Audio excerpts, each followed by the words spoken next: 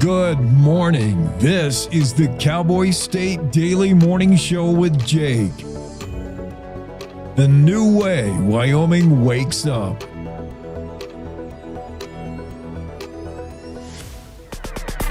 It's time to take a look at what's happening around Wyoming. From the Cowboy State Daily News Center, I'm Mac Watson. Wyoming's shortage of nurse practitioners could get worse if the federal government takes nurse practitioners off its list of professional degrees. Cowboy State Daily's Renee Jean reports that slashing federal student loan assistance could put the nurse practitioner program out of reach for students, and that would negatively affect the medical landscape in Wyoming. Wyoming has a lot of remote communities that can't, whatever they do, they're probably not going to attract a full-fledged doctor to come and practice there. There's just not enough people there to support the practice. And so these nurse practitioners have been filling a very essential role in a lot of remote communities across Wyoming. They're the only source of local care in many of these smaller communities. So making this degree harder to get has the potential to constrict or put a chokehold on that pipeline of creating some of these new nurse practitioners.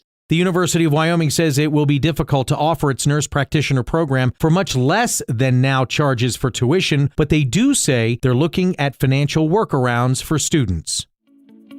Researchers at Brain Chemistry Labs, a state-of-the-art biology laboratory in Jackson, are studying the brains of dolphins in a quest to cure Alzheimer's disease. Cowboy State Daily's Andrew Rossi reports researchers have discovered a link between the disease, dolphins, and toxic algae blooms. Brain Chemistry Labs has been working with partners like SeaWorld and the University of Miami in Florida for quite a long time. And this attempt to see if there was a connection between what was going on in the brains of beached whales and dolphins and the cyanobacterial blooms that have become more of a concern on the eastern coast of Florida and around the world. And what this study did was found a concrete link between these cyanobacterial blooms, the neurotoxins therein, and the brain damage being caused to dolphins and whales, which in turn has implications on humans because Miami-Dade County in Florida has the highest incidence of Alzheimer's disease in the United States. So they think that it's more than a coincidence that you have these dolphins dying or at least dying as a result of a neurodegenerative brain disease,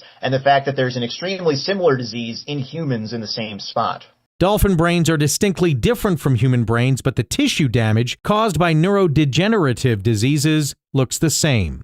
I'll be back with more news from the Cowboy State Daily News Center right after this. The Wyoming way of life. There's nothing like it. And no financial partner like your local cooperative credit union to help you live life the way you want to. We help you save for a brighter future. Borrow for your dream home. Start your small business. We've got your finances, and you've got plans. So go ahead, pitch a tent. Head for the rodeo. Reel in a big trout. Fire up the smoker. Wyoming's credit unions are here to stay and here for you.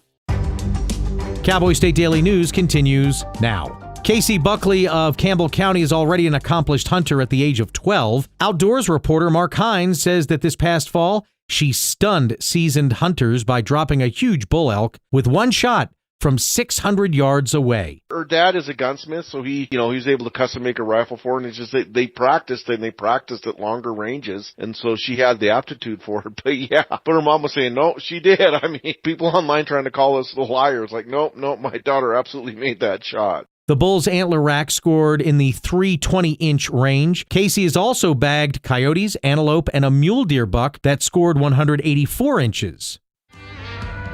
A Wyoming couple's European cruise on the Rhine River, 5,000 miles from Worland, became quite eventful when the wife learned the stranger who sat across from her at dinner was actually her cousin who was also born in Worland. Cowboy State Daily's Dale Killingbeck reports that although they were related, they had never met. The first night of the cruise, they're on the Rhine River cruising down the river with some friends. Some friends went with them from Cheyenne, and there's two other seats at the table. So this older couple comes and says, hey, can we sit with you guys? They sit down, they start talking small talk, and they learn that the wife of this couple that just sat down was originally born in Worland. And so the Cheyenne couple, the wife says, well, I was born in Worland too. They get talking and they find out that she was a cousin. They were both cousins of one another through a grandfather. So they never knew each other existed. Ron and Diane Downey of Cheyenne tells Cowboy State Daily that meeting someone from their hometown in Europe is one thing, but then the odds of discovering you're related is just, quote, astronomical. And that's today's news. Get your free digital subscription to Wyoming's only statewide newspaper by hitting that daily newsletter button at cowboystatedaily.com. I'm Mac Watson for Cowboy State Daily. The climate that we're operating under has everyone on the defensive. You see a person and you automatically put them in a box and say, well, this is what this person should be like. All of this ostracizing people, what are we afraid of? We're called to love one another. It can't be, I reject you as a person. This country's been through so much. Its people has been through so much. Why can't we fix this? Do we have issues we have to deal with? Yes, we do. But we're not going to be able to deal with them if we're fighting and yelling at each other and not listening. Yeah, she has an accent. Oh, gosh, she dressed funny. But we're talking the same thing. We're all concerned about our children, concerned about the world we live in. A lot of people wouldn't even think we should be here talking to each other, but I'm sorry, I disagree.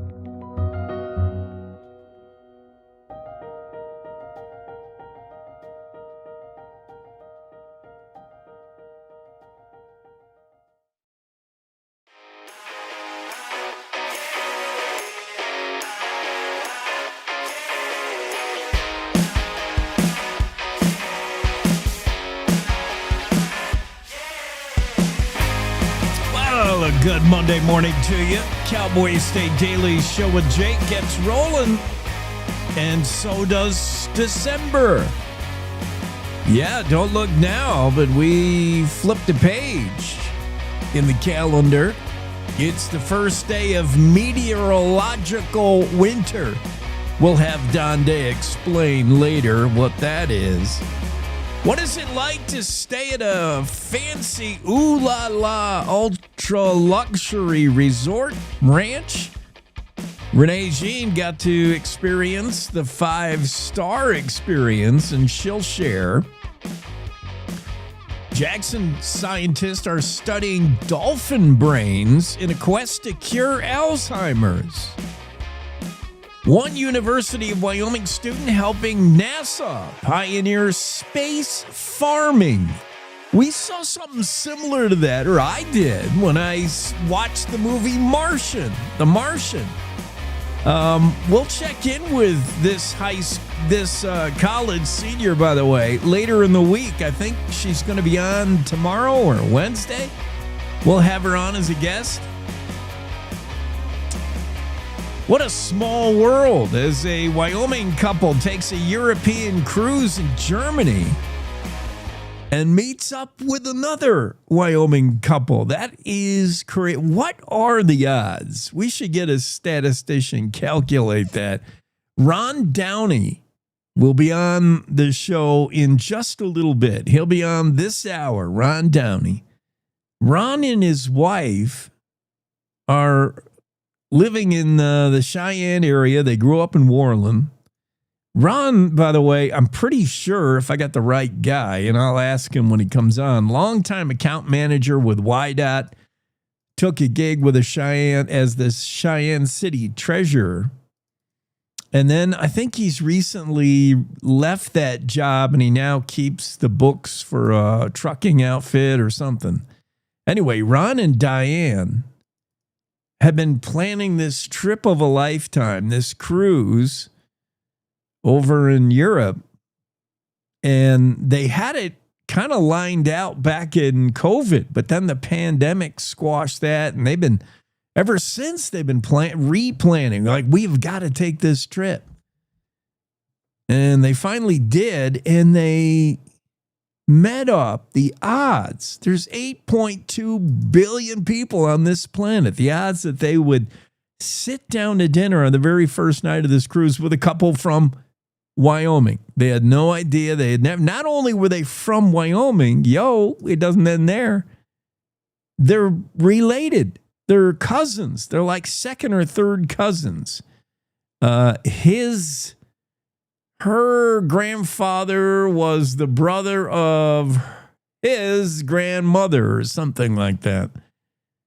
We'll uncover it, but it astounding. The odds of this happening were like it's like the odds of the Wyoming Cowboys scoring 3 touchdowns in one football game. And the odds were astronomical. Cheap shot at the Pokes, but man, yeah, it's a Monday, so we got to cover a lot of sports.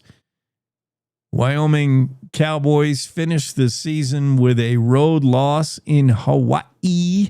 It started good and then not so good. I don't know.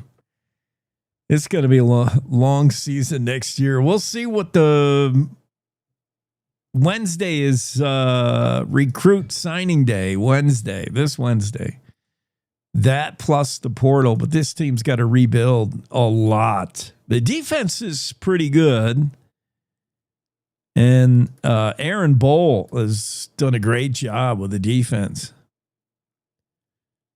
So much so that I wonder how he would look on the offense. I wonder how he'd look with the head coach job, honestly. The defense has been good. The offense has been dreadful. Special guest on today, we talked about Ron Downey. Mitchell Wolfe is going to be with us. He's the guy who's driving the oil fields down there south of Rock Springs on a lonely highway. He's on Wyoming Highway 430, I think it is. It goes south of Rock Springs all the way to Colorado. Nobody drives it. Mitchell is the only guy on this thing doing his day job. I don't know what he checks out, oil and gas. Make sure all those derricks are still pumping, I guess. When he noticed the bull elk entangled in the barbed wire fence, and he did what all great Wyomingites do. He did what every hunter would do, anybody with a conscience. He said, I gotta help that elk. That's a horrible way to die. And he untangled the elk, saved it. Mitchell Wolfe will be on the show later. How about Andrew McKean? Speaking of elk, Andrew McKean is the outfitter that helicoptered into public land in order to take part in a hunt. He and 4 others, 3 total bull were bagged. Great hunt, successful hunt, except for one little hitch. A area rancher attempted to steal his bull elk, one of the bull elk that was shot. It was harvested by this group. This rancher was trying to take the bull elk head. And when caught and confronted, the rancher said, well, I just don't like you guys hunting here. You're not allowed to hunt on this outfit. Now, the rancher was wrong. The land that these guys hunted on was public land. The helicopter might have been a little aggressive. We'll talk to Andrew and ask him why he helicoptered in for this hunt and what it was like facing off with this nearby landowner who that could have got tense. That could have went a wrong way. Interesting. You read that story in the Cowboy State Daily, I hope, and we'll flesh it out for you with Andrew appearing later today. Dylan Blankenship will be on. He runs plumbing and drain doctors in Powell, and we'll talk about Brown Friday. We'll ask Dylan how busy he's been since Thanksgiving with everybody doing the wrong thing, pouring the wrong thing down the sink, clogging your pipes. Yeah, it's Brown Friday. Is that really a thing? We'll ask the owner and master plumber of plumbing and drain doctors in Powell, Dylan Blankenship, whether Brown Friday is really a thing and whether he had himself a Brown Friday. Doreen Mary Bay Bray will close out the show. She's a really interesting author of a book that is selling really well, The Angel and the Avatar. For more than 40 years, Doreen has been an energetic healer, a shaman, teacher, naturopath. She's got she said since the day she was born, her earliest memories was she could see color and energy in people. Imagine. She said when she was a year and a half old, I think, some beings came and took her out of her crib. It's just craziness. It's like Art Bell crazy, but let's check it out and how it may help you. Spiritual teacher Doreen Mary Bay will help our listeners. If you're facing a, quote, soul crisis, she can help. Her book will help. She'll be on the show later today. Mac and I will talk some sports. We had lots of football over the weekend. Big games in the NFL and little games in the NFL, like the Jets-Falcons. Nobody was there. I saw a photo of MetLife Stadium, New York Jets home field. One of these days, the Jets got to go back to Queens and play at Shea or play somewhere else. You can't share a stadium with the Giants. And neither of these teams can call themselves New York. I'm getting sidetracked, but right? If you play in New Jersey, and that's why the Buffalo Bills sometimes call themselves... Oh, I'm going to make sure I was recording, sorry. The Bills sometimes like to call themselves the only true New York team, the only team in New York, because the Jets and Giants play in New Jersey, and they also share a stadium, which is so wimpy. Pick a stadium. The Jets used to have their own stadium, and maybe since they came over to New Jersey, they haven't won anything, right? Jets are at the longest losing streak for a Super Bowl appearance, I think. Not since 1969. Not since Joe Namath have the Jets done anything. And their curse, perhaps like the curse of the Cubs, the curse of the Boston Red Sox for trading Babe Ruth, maybe I think the curse of the Jets is leaving their perfectly good stadium in Shea, what piece of junk stadium, but they used to play on the baseball diamond, which gave you the mud. Oh, that was football when it was real, man. I love football that also played on baseball fields because you'd have not only real grass, usually, you would have the dirt of the baseball infield, which in, any kind of rain situation would turn mud, and that looked like football. To channel my inner John Madden, that's football when you get in the mud. And I think the Jets got to go back, resurrect Shea Stadium, and start playing in the mud if they ever want to be successful, because nobody was at the game for the kick against it. This is the New York Jets. Miserable season. Nothing to play for. They stink. Playing the Atlanta Falcons, which, it's not a rival. It's hard to get up for the Falcons, and it's pouring rain at kickoff. You know how many people are at that game for the opening kick? Like, I could fit them in my living room. Maybe 8, 12, 20 at the most. There was nobody there to watch the Jets in the rain. And the Jets actually won that game, I think, right? I can't be bothered to look it up. I think they won. All right, let's get a weather forecast to you. Dante will be on later, of course. We'll talk about the cold polar vortex and the spokes shooting off of it. Yeah, real high-tech stuff. Casper, you're going to be sunny, breezy, 33 today, 34 in sunny Lander. Evanston, sunshine, 31 the high. Rock Springs, sunny, breezy, 33. Sunny, blustery in Pinedale with highs just 31. Afton, you might see some fog and frogs in the early morning, mostly sunny, 32. Frogs in Afton. Sunny, breezy in DuBois with highs right around freezing. Mostly sunny today at Jackson, highs 32. Thermopolis, sunny, 34. Cody, sunny, 37. Buffalo, sunshine, 34 the high today. Sheridan, 37 under plenty of sun. Mostly sunny in Newcastle, highs in the upper 20s. Torrington, the hot spot in the state, 39 today. That's all. Sunshine, though. Sunny, 35 in Douglas.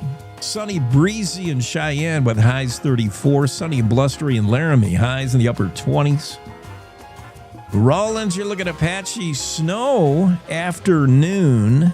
Otherwise, sunny, breezy, 28. Just a raw day in Rawlins. Putting the raw in Rawlins, they are. Ugh. Patchy, blowing snow with highs 28. Yeah, that sounds like winter is underway. And Don Day calls it the meteorological. I can't say that word.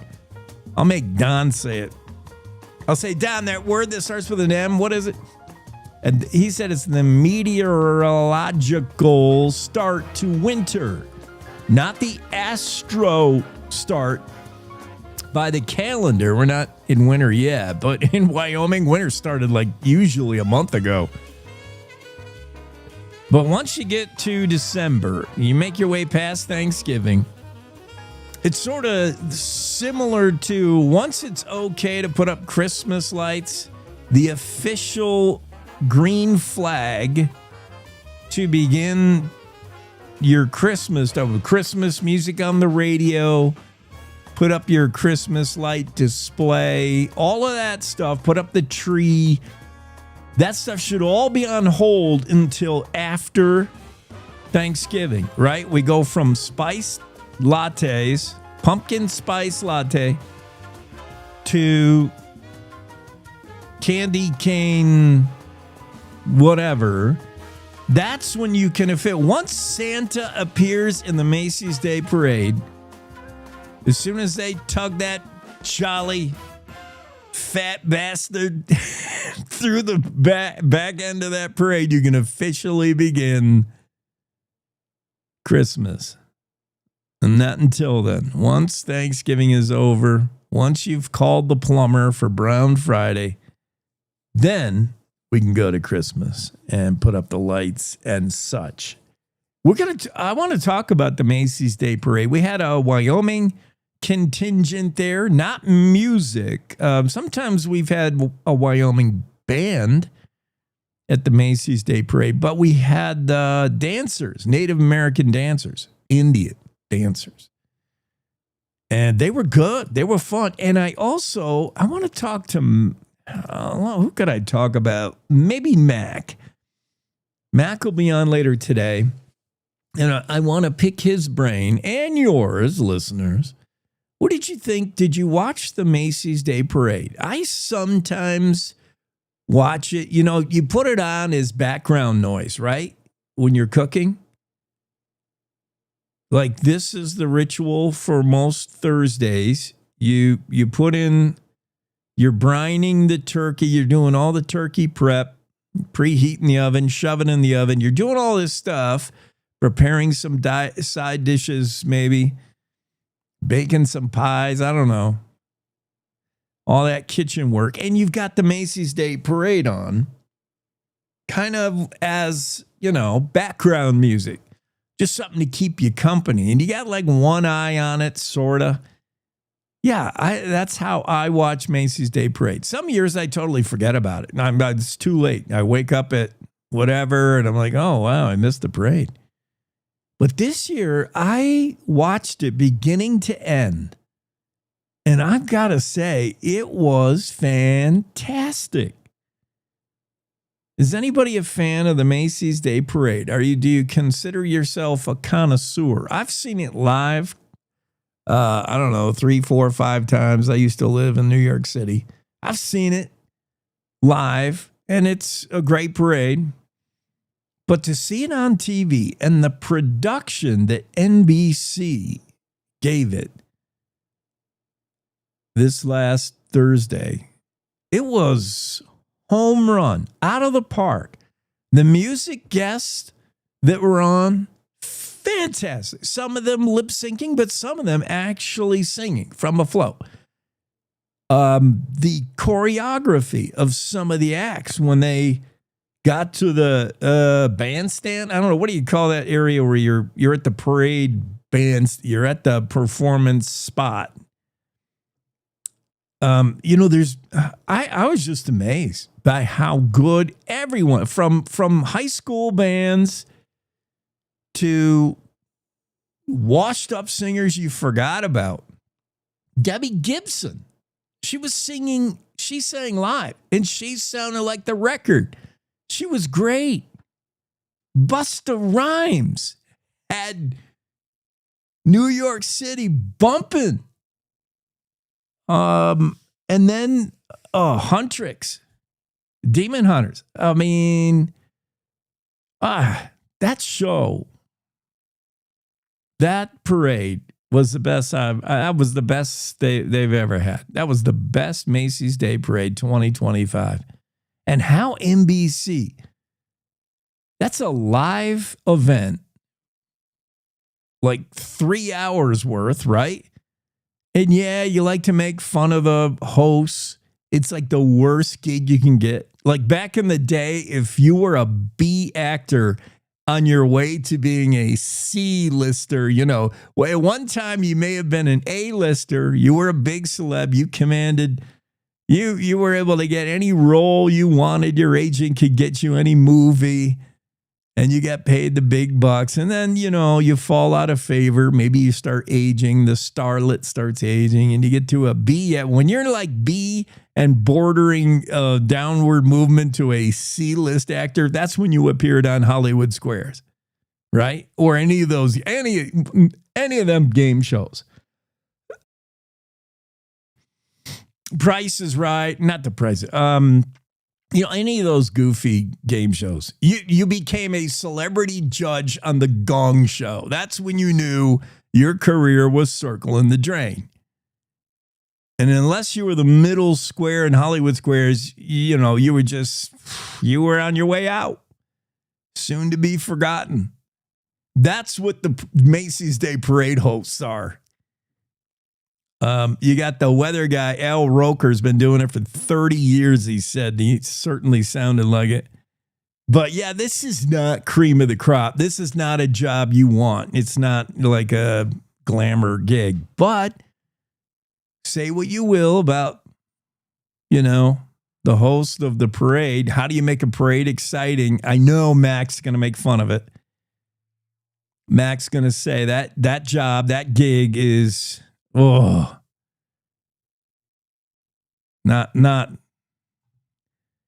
not on your wish list, maybe. Not on your bingo card. But they did a great job. And NBC, the production that goes into putting on a live performance. Saturday Night Live is live. And that's difficult doing live anymore in this day and age. Or a super multi-camera shoot of the Super Bowl or any sporting event or the Olympics, And then Macy's Day Parade is right up there with them. They must have had, 200-300 different wireless mics you've got to manage. The audio guy, the cameras, they had drone shot. I mean, it was stellar. Kudos, NBC, for the production of that Macy's Day Parade. I thought it was the best ever. What do you think? Ponder it. We'll be back in a moment. Hey, Wyoming, ready for news that actually feels like Wyoming? Tune into Cowboy State Daily Radio with heart, humor, and a little Western kick. From ranch roads to mountain peaks, if it's happening here, you'll hear it here. No fluff, no filter, just the real deal. Real voices, real stories, real Wyoming. If it's happening here, you'll hear it here. Cowboy State Daily Radio, Wyoming's news, just the real deal. 100% homegrown. This is the Cowboy State Daily Radio Network. Hi. I'm your retirement fear. But don't be scared. You're still in pre-retirement. Does that mean I have more time to plan? Precisely.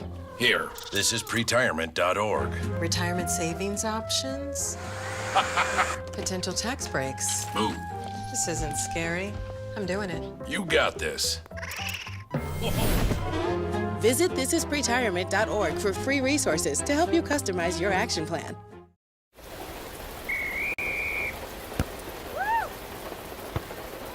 Come on! Go, Diane! Yeah, keep it going! Yeah! Go, honey! If you love them enough to drive an hour to cheer them on as they get beat 11-0 in the rain, then surely you'll check nhtsa.gov/the right seat to make sure they're correctly buckled in the back seat. Throw that ball, Diane! Woo!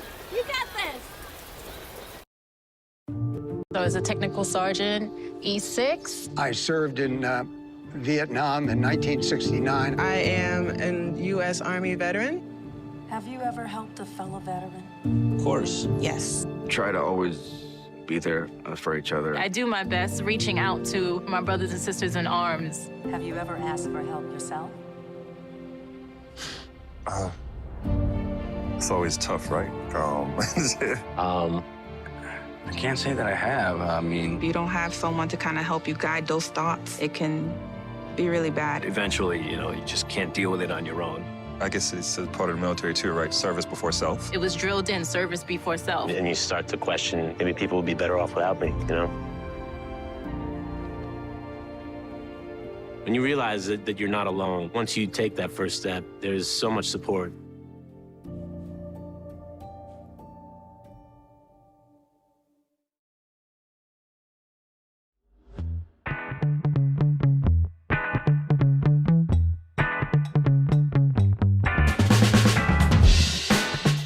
Good morning to our listeners. Rob checks in this morning. Good morning, Rob.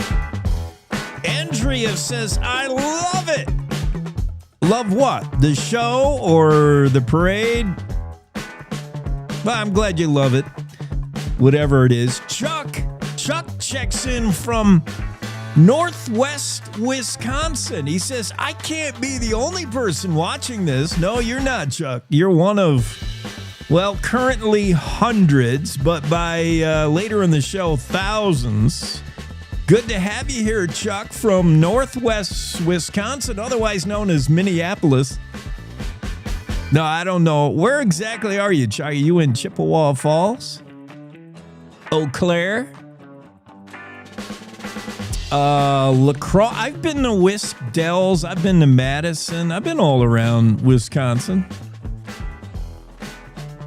Good to have you with us. Chuck, you cheesehead. What got into your Packers? Holy cow. Jordan Love had a game and the Packers beat the Lions. I mean, beat them. Yeah, hi. Where is, Chuck, maybe you know, where is Richmond, Wisconsin? Because that factors into the news today for Wyoming. Richmond, Wisconsin. It might be downstate. And I'm not sure where that is. But remember, we got a special guest on in just a few minutes. Ron Downey will be on. And he's a Wyoming guy. He and his wife took this one, once in a lifetime, been planning it all our lives, cruise over there and up the Rhine River and separating France and Germany. And of all the gin joints in the world, of all the cruises you could be on, there they sit down at a dinner table on the first night of the cruise, and they meet another couple that grew up in their town in Worland, Wyoming. And they're like, wait a minute. You grew up in Worland. Do you know Susie? Yeah. Do you know Dave? Do you know OMG? You're my cousin. Yeah. Crazy. The one couple lives now in New Richmond, Wisconsin. New Richmond, Wisconsin. I don't know where that is. Maybe Chuck does. Chuck, where's New Richmond, Wisconsin? We'll talk about that later. It's good to have a Wisconsin expert on the show who can help us around help us find our way around Wisconsin. Boy, where do we start with the news? There's so much in the news. Beginning with, let's see, I just close my eyes and put a finger on one of these stories. How about Radio Shack? The return of Radio Shack, the 1980s retro retailer. Radio Shack is making a comeback, but it never really left Wyoming. Andrew Rossi has the story. Andrew wrote a whole story about Radio Shack and failed to mention Stranger Things. Missed opportunity, Andrew. Radio Shack features prominently in the Netflix series that just wrapped up. Season 5 is out. Don't tell me what happens. I'm only up to season 4. But in one of the seasons, we're introduced to Bob Newby, played by Sean Astin, is Joyce Byers' boyfriend, and he manages the local Radio Shack in mythical Hawkins, Indiana. Season 2. And he's just like a grown-up nerd. He's super intelligent, and he knows gizmos. Like, he knows how to wear gizmos, like all Radio Shack people do. It's such a stereotypical gig, and it's still here today. Radio Shack, if anybody is too young to have grown up with it, Radio Shack was your go-to place for stereo components, like whatever little gizmo you needed. If you needed a stylus for your record player, and right now half the listeners are like, what's a record player? What's a stylus? A stylus is the needle that was attached to the arm that dragged across your vinyl record. If you needed a new stylus, if you broke the needle, if you had one of those cats that couldn't stop playing around with things, so inquisitive, so curious. What's this? The cat starts batting around your $1,000 stereo system. Next thing you know, you need a new stylus. Well, guess what? The only place to go get it prior to Amazon was you had to go down to the Radio Shack. Radio Shack had everything. Look, cables, weird components, all kinds of adapters. It was the Wild West with stereo components and AV, TV, stereo. Like, every manufacturer had their own way of connecting things, and only Radio Shack had all the goods. Radio Shack had everything, including, yes, radios. And they're just so symbolic of the 80s. And 90s, really. They peaked in 1999, Radio Shack did. In 1999, they had over 8,000 stores in North America, Europe, and Australia. Radio Shack was the shiz. And then Chapter 11 bankruptcy in 2015. Radio Shack no longer relevant. People didn't need a 1/4-inch splitter to a RCA, like only a certain select nerds like me, because I'm always dealing in audio. I'm talking to you now utilizing an XLR that splits out into a left and right stereo that goes to a 1/4-inch. Actually, it starts at a 1/4-inch, goes to an XLR. See, these adapters, these components at one time prior to Amazon could only be found at Radio Shack. Yeah, Radio Shack was it. And what a genius move by the Duffer Brothers, who brought you Stranger Things, to feature Radio Shack as one of the companies. because Stranger Things set in the 80s, and from the music to the look of downtown Hawkins to how the family, the fact that all the kids in the 80s were practically feral. So was I. It was like, that was my growing up. Mom and dad didn't know where you were. Soon as school ended, you're on your bike off somewhere. And maybe you'd be home by dinner. Yes, it was this loose idea that you'd be home when the street lights came on. But your parents had no idea how far you went on that bike. Oh my goodness, if they did. Be 5 miles, 6 miles more, like all the way, all over the county on our bikes. The Stranger Things got it so right, including the Radio Shack introducing a character that was the manager of the local Radio Shack. Bob Newby played it to a T, and Radio Shack was so iconically 80s and 90s, which is why I'm surprised Andrew Rossi, who writes this story in the Cowboy State Daily, 1980s retro retailer Radio Shack is making a comeback. Were they ever really gone? Where you can find a Radio Shack in Wyoming, how some of them are still thriving. David Nielsen, owner of Nielsen's Furniture and Appliance in Kemmer. He's been an authorized Radio Shack reseller for more than 25 years. He says still brings people in. That sign outside, the R in the round circle, Radio Shack, still needed. Many times I wish we had a Radio Shack where I have a last minute need for some kind of adapter, some kind of stereo component gizmo.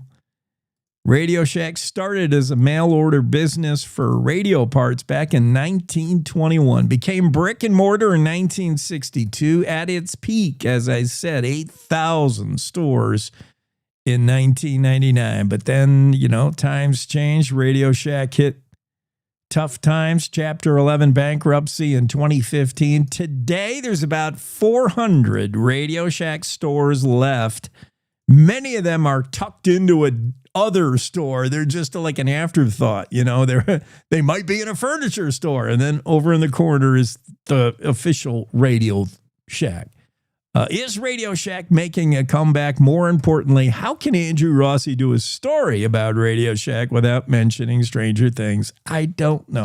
In Wyoming, you want news from folks who still shake hands and mean it. You just want the facts. That's why more Wyomingites listen to Cowboy State Daily Radio. News that doesn't bend, twist, or dance around the truth. Crisscrossing the state to cover the news the way you like it, with reporters steps away from the capital in Cheyenne and in your hometown. No spin, no corporate suits, no duh. Talking about your state.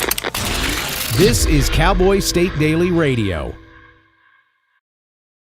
You're listening to the Cowboy State Daily Radio Network.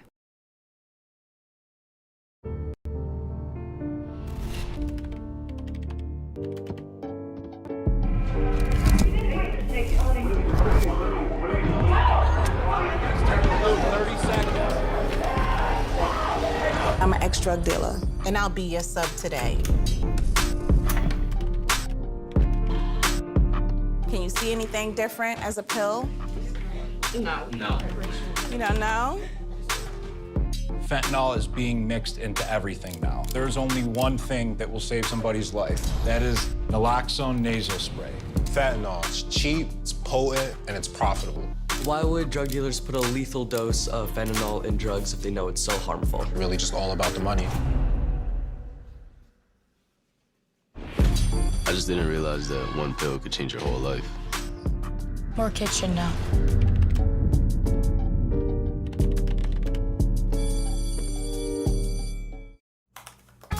Emma, did you hear?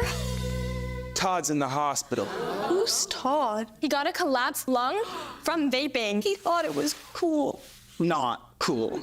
Promise you won't vape, Emma. It can lead to a lifelong addiction, and we can't be friends if your lungs collapse.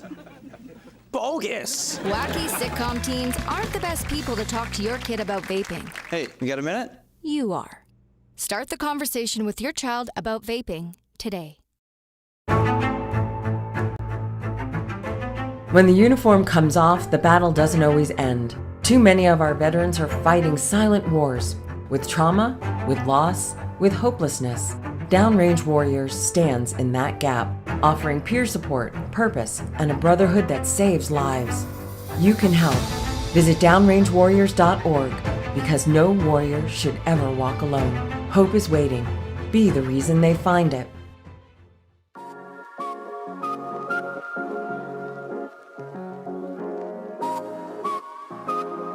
Yeah, it's the Cowboy State Daily Show on a Monday, December 1. Ron Downey joins us. Ron, I don't have visual on you. Is that on purpose?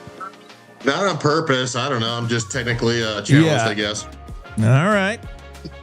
You can hear me fine? I hear you great. So that's the most important thing. Yeah, this is radio, right? Yeah, this is radio with, this day and age. You got to have a camera on everywhere. Believe me, I resisted it when they told me there would be a visual element. I'm like, ugh. Hold on a second. Yeah. How about now? No. Well, I blocked the camera and I took that off. Oh, wait a minute. There you are. There you are. Hey, Ron Downey. So, Ron, before we get into why you're on the show today, which is a statistical anomaly, if not impossible. I mean, the numbers. You're a numbers guy. You know the numbers. They don't make sense, man, how this couple from Wyoming floating up the Rhine with France on your left, Germany on the right, and sitting down at your dinner table as your third cousin. What?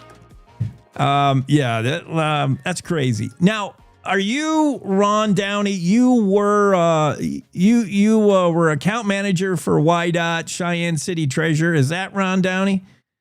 Yeah, that was me. Yeah, in buddy. a previous life. Yeah. And now, no, that you stepped out of that and you're doing something else now. But whatever. You and the wife Diane had been planning this trip. A cruise, like a lot of people, that you got a cruise on the bucket list. You thought you were going to check that off during COVID, but COVID pandemic. Nobody got to do anything. Wah, wah. Right. But you do. You work out your schedules. You finally get it done. You're celebrating your 32nd anniversary, and you booked this cruise. You were contemplating the other river. What's the other river over there? There's a Danube. I mean, the Viking does a lot of different cruises, but we could go back and forth between the Danube and the Rhine. Yeah. And it was kind of my decision to do the Rhine because I wanted to see some of the old castles and churches and those kinds of things. And there's a lot of them on the Rhine. Oh, man, I saw the photos, right? Very cool. Such history, man. In Wyoming, we measure history by 100 years. Over in Europe, it's like 1,000 is the barrier to, that's the bare minimum. So you're on Viking's cruise. And by the way, Viking, you now owe us money. We've dropped your name twice. That's got to be like, that's sponsor placement, product placement, something like that. There you go. Yeah. So, you're going, and the Rhine must be a big river for a cruise boat to get up it. I expected more. It was most of the places. I think it was probably maybe 300 yards wide, and maybe at the most it was maybe 400 yards wide. So honestly, I expected a little bit bigger river. Yeah. It was pretty tight when you see boats coming up and down the river, and there's not a lot of space in between them. So. Okay. So is this your first cruise ever? First cruise, first time out of the country. My wife and I actually went and got our passports to do this. Yeah. So, yeah. And for many people, part of the fun, I'm sure, of a cruise is getting to meet your fellow passengers, getting to hear their stories. And it's truly international experience. The chance you would meet someone from the U.S., you're going to meet, United States, a lot of cruise takers. The chance you're going to meet somebody from your own state. And I'm setting this up now, Ron and Diane, like the first night, sit down to dinner. And another couple says, can we join you at the table? And they're from the United States. I think they're now make their home in Wisconsin. But through discussion, you learned that they have roots to Wyoming. You've got to tell me how it came up, Ron. You and Diane are talking with this other couple. You probably mentioned something like, Wyoming, I don't know, weather sometimes. It's really cold in Wyoming, and they say it's really cold in Wisconsin, but we know all about Wyoming. I don't know. How did it happen, Ron? Well, it was interesting because we had dinner. I think this was the second night. I think the dinner the night before with a couple, and they were headed towards our table. And the gentleman says, "Hey, can we join you again?" And I'm like, "Absolutely." And then his husband's like, "No," I don't remember what his name was. "No, we're sitting over here this evening." I'm like, "Okay, fine." Then right behind them was Don and Glenda. I mean, 5 seconds, 10 seconds behind this couple. "Hey, can we join you?" And we're like, "Absolutely." So they sat down. We introduced ourselves. It's just kind of small talk. Where are you from? And they're talking about being from Wisconsin. I said, "Well, we're from Wyoming. I'm from Cheyenne, and Diane is from Worland." And Glenda goes, "Oh, well, I graduated from Worland High School." I'm like, "No." All right. And the other couple we were there with, Ian and Mary Catalier, we were just going, "What are the odds?" Yeah. But Worland's such a small town. It's like, okay, well, we got to know some of the same people then, right? Oh, yeah. Because Worland's, 4,000, 5,000 people. So we started naming off different people and that kind of stuff and talking about her in-laws and her maiden name, Glenda's maiden name. And I think she says, her dad was Glenn Akers. And when I heard Akers, the light went off in my head. This is no longer just a small town. We know somebody. Diane and this person are somehow related. Because, and Diane's, family, I've heard the name Akers before too. So a little bit more going down that path on the Akers name, and lo and behold, that Diane's grandfather and Glenda's, Diane's grandmother and Glenda's grandfather were brother and sister. Like, oh my word. So this is 10 minutes into the conversation, if even that, we're just laughing and go, what are the odds? And I've known Don for 5-10 minutes at this point in time. And he just kind of leans over to me and says, "Hey, if I go grab a microphone, are you going to stand up with me so we can tell this story?" I'm like, "Don, I'm in." So Don just kind of quietly, walks away and comes back with a microphone. So I stand up with him and he gets everybody's attention on the boat and tells a story that, we've never met before. Didn't really know of one another that much. But after doing the introductions and talking about, family and that kind of stuff, that lo and behold, my wife, Diane, and his wife, Glenda, are related. And the place just erupts with applause. Yeah, I saw that video. I want to share that video with our listeners a little bit later. That's in the story from Dale Killingback in the Cowboy State Daily, how Ron and Diane bumped into Don and Glenda on a cruise way across the world and found out they had roots to Worland. As you undersold it, you said, what are the odds? 7 billion people on the planet. By the way, the ticker is up to 8.2 billion. I haven't checked lately, but yeah, there's a lot of people, right? A lot of people. And then so for two people to be not communicating with one another, but happen to be on the same boat at the same time and actually related, and sitting at the same table, because there's probably 50 to 60 tables in the restaurant on the boat, to sit down at the same time. Just the odds. It's got to be right up there with, or maybe even greater than winning the lotto. Honestly. No, yeah. It's that astronomical. Yeah, sheer statistics. That shouldn't even happen. That you should be in the same place on that same cruise. How many people on the cruise? I think it was like 190 to 200. I think 190 is kind of the number they talk about. Yeah. And then there's 40 or 50 crew members on there also. So we're not talking about a huge cruise ship. Yeah. The boat's maybe 300 feet long or so. And the chance, there was the trip you were supposed to have made years ago during the pandemic. This gets shifted to there's the Danube. Maybe you do that. Nah, we'll do the Rhine. And who knows what happened on the Wisconsin side of things with Don and Glenda, and just somehow something put you together at the same table. It's unbelievable. Yeah, it's almost like it was divine intervention, because like I said, there were some people that were going to join us, and then they got pulled away, and then Don and Glenda were right there and then filled the seats, and it was just amazing. And they were such a delight. After we got to know each other at dinner that night, we went and changed all of our itineraries away from the ship during the day. So we were all in the same group. So we really got to know them over the next, 6-7 days, and just troopers. I mean, you do a lot of walking. You're going to do a lot of walking because the boat basically moves at night, and then during the day you get off and you go do all the, the different itineraries and go into town, and you may be a half mile to a mile going into town, and then you're going to tool around in town for, for whatever you're going to do for the day. So it was just fabulous. It was great. That is pretty neat. So yeah, you probably gravitated. You're both got the Wyoming roots. You're what was the makeup of the demographics of the rest of the cruise? A lot of U.S. Who'd you meet otherwise? Most of the people we did meet were from the U.S. There was a couple from, I think, Australia and a few from Europe, but I think 80 to 85% of the people on those cruises are from the U.S. Yeah. And that's kind of their target audience, target market. And probably from the only places people live in the U.S., the coast and Chicago and Texas. Wyoming, holy cow. Yeah. That's amazing.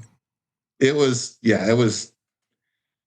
like you said, when Mary started talking about her name Akers, and like I said, the light bulb went off in my head immediately. I'm like, oh my gosh, it is beyond just knowing some of the same people. They are related. And we just didn't know exactly how at that point. But yeah. It was. That's so funny. Amazing. I mean, sometimes discoveries like that are made with these the DNA tests you can do now. You can trace your ancestry. Sometimes these things are revealed, and people want to trace their family tree, and there's online resources. You just happen to sit down at dinner on a cruise in the middle of another part of the world, and that's how you shaped it. Have you done any follow up to figure out what else? Glenda says she had pretty good genealogy, and she was going to send it. We haven't seen it yet. Yeah. But Diane was going to, definitely get a hold of her and follow up with that. So, but they've texted back and forth a handful of times. Glenda and Don were actually in Wyoming like the week or two after the cruise. Oh. We didn't get a chance to meet up because they were up in the Worland area. And, but even that night later at dinner, I mean, Diane texted her mom, says, hey, we met somebody named, Glenda Wyken. And her grandfather was, her grandfather was, her dad was Glenn Akers, and her grandfather was Mary Akers, brother. So within 15, 20 minutes, I mean, Diane's mom had sent photos back on her phone. Says, yeah, here's a picture of Mary when she was a child. And it was actually at the farm where Diane grew up. That's the family photo you see down there. I mean, it was just amazing. And Glenda's like, yeah, that's me right there. It was pretty instant validation, for the things we talked about. And so, yeah, sure enough. Photo or it didn't happen. Photo or I don't believe it. And yeah, there I am in the photo. That was unbelievable. We're talking, we have our first special guest on this morning. The story you should read, Dale Killingback's going to be on later, and he'll talk about it. But this is Ron Downey. Ron and his wife, Diane, met another couple on a cruise up the Rhine River. And other than discovering and exploring 1,000-year-old castles and stuff like that, this is a bucket list cruise. I wish I was on it. It sounds cool. The greatest discovery made was what a small world it is and what a big state Wyoming is. I guess sometimes you never know who you're going to run into. Ron, so cool. Thank you for popping on. And stay in touch with this other couple. And stay in touch with us in case anything else is uncovered. You're on a lucky streak, I guess. Yeah, absolutely. Amazing. Thanks for being on, man. Have a great Monday. All right, thank you. You too. That's Ron Downey, Cowboy State Daily Show. The Cheyenne couple, Ron and Diane Downey, book a trip of a lifetime cruise and sit down with strangers to dinner, and only to find out, wait a minute, your grandmother was my we're cousins. Wow. I'll play you that. We'll talk about it later. We'll get Dale Killingback on the show. And I'll play you the video when Don grabs the mic and tells everybody in the restaurant the story and on the cruise ship. And yeah, everybody's just quiet. They can't. It's just so cool, that video. You got to check it out. Dale will be on in just a moment. Hey, that's going to do it for our first hour of the Cowboy State Daily Show. We used up all our 60 minutes. We'll be right back with hour 2. After top of the hour news for our radio affiliates. Thanks for making us a part of your Monday.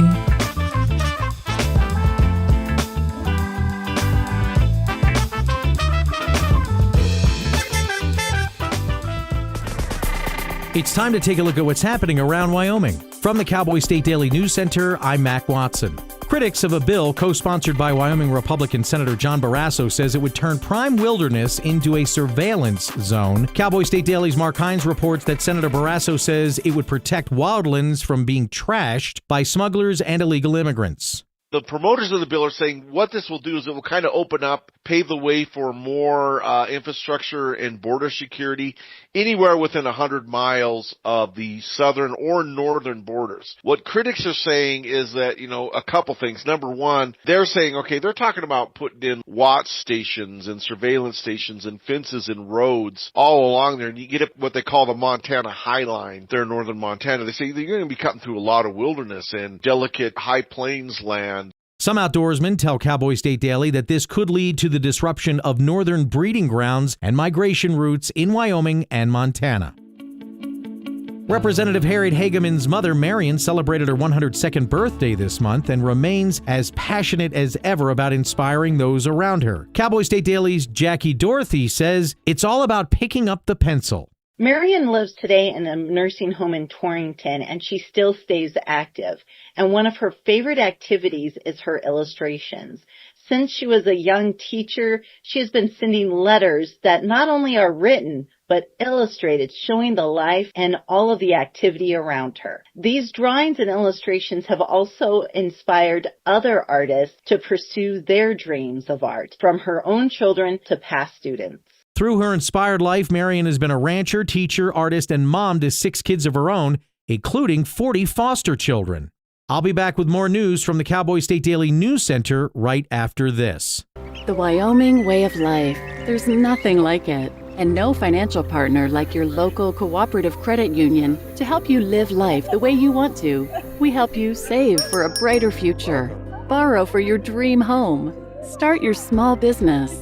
We've got your finances, and you've got plans, so go ahead, pitch a tent, head for the rodeo, reel in a big trout, fire up the smoker. Wyoming's credit unions are here to stay, and here for you. Cowboy State Daily News continues now. The novel agricultural research of a University of Wyoming senior could help NASA pioneer the future of space farming. Cowboy State Daily's Andrew Rossi introduces us to Drea Heineman, a senior majoring in plant production and protection in the UW Department of Plant Science who is researching how to grow food in zero gravity. What's happening at UW is they're using a unique system that mimics zero gravity or low gravity conditions and seeing how that impacts plant growth. Drea tells Cowboy State Daily that she inherited her love of gardening from her grandfather growing up in Gillette, and her novel agricultural research could help revolutionize gardening in space. Southern Wyoming's Brush Creek Ranch is a 5-star experience that has repeatedly beaten the luxurious Amagani Resort in Jackson Hole for Condé Nast's nod as the #1 stay in America. Cowboy State Daily's Renee Jean reports that ultimately it's about the guest. I don't know of too many places that will just instantly make happen your wish. Your wish is their command. Sometimes even your unspoken wishes are their command. They're really super attentive to the guests. Brush Creek Ranch is bounded by the Medicine Bow and Sierra Madre Mountains in southern Wyoming. The closest public airport to Brush Creek is in Laramie, which means a lot of travelers end up driving through the snowy range to get to this legendary Wyoming place. Wyoming's shortage of nurse practitioners could get worse if the federal government takes nurse practitioners off its list of professional degrees. Cowboy State Daily's Renee Jean reports that if that happens, it could affect the medical landscape in Wyoming. Wyoming has a lot of remote communities that can't, whatever they do, they're probably not going to attract a full-fledged doctor to come and practice there. There's just not enough people there to support the practice. And so these nurse practitioners have been filling a very essential role in a lot of remote communities across Wyoming. They're the only source of local care in many of these smaller communities. So making this degree harder to get has the potential to constrict or put a chokehold on that pipeline. Now, the University of Wyoming says it will be difficult to offer its nurse practitioner program for much less than it now charges for tuition, but they do say they're looking at a financial workaround for students. And that's today's news. Get your free digital subscription to Wyoming's only statewide newspaper by hitting the daily newsletter button at cowboystatedaily.com. I'm Mac Watson for Cowboy State Daily.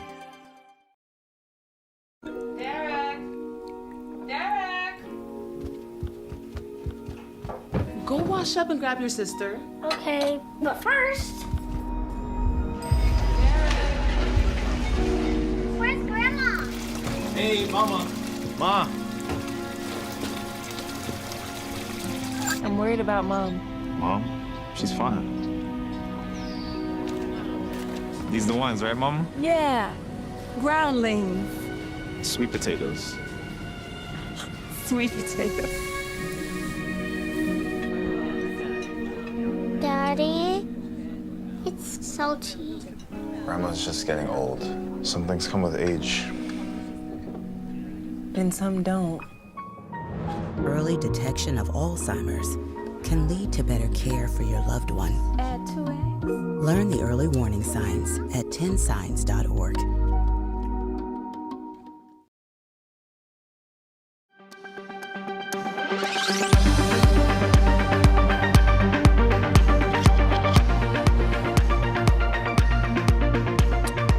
Cowboy State Daily Show with Jake. It's a Monday, and we're going to get in with Mitchell Wolfe. Mitchell is in his office right now, it looks like. A lot of windshield time in Mitchell's gig. I'm guessing. Are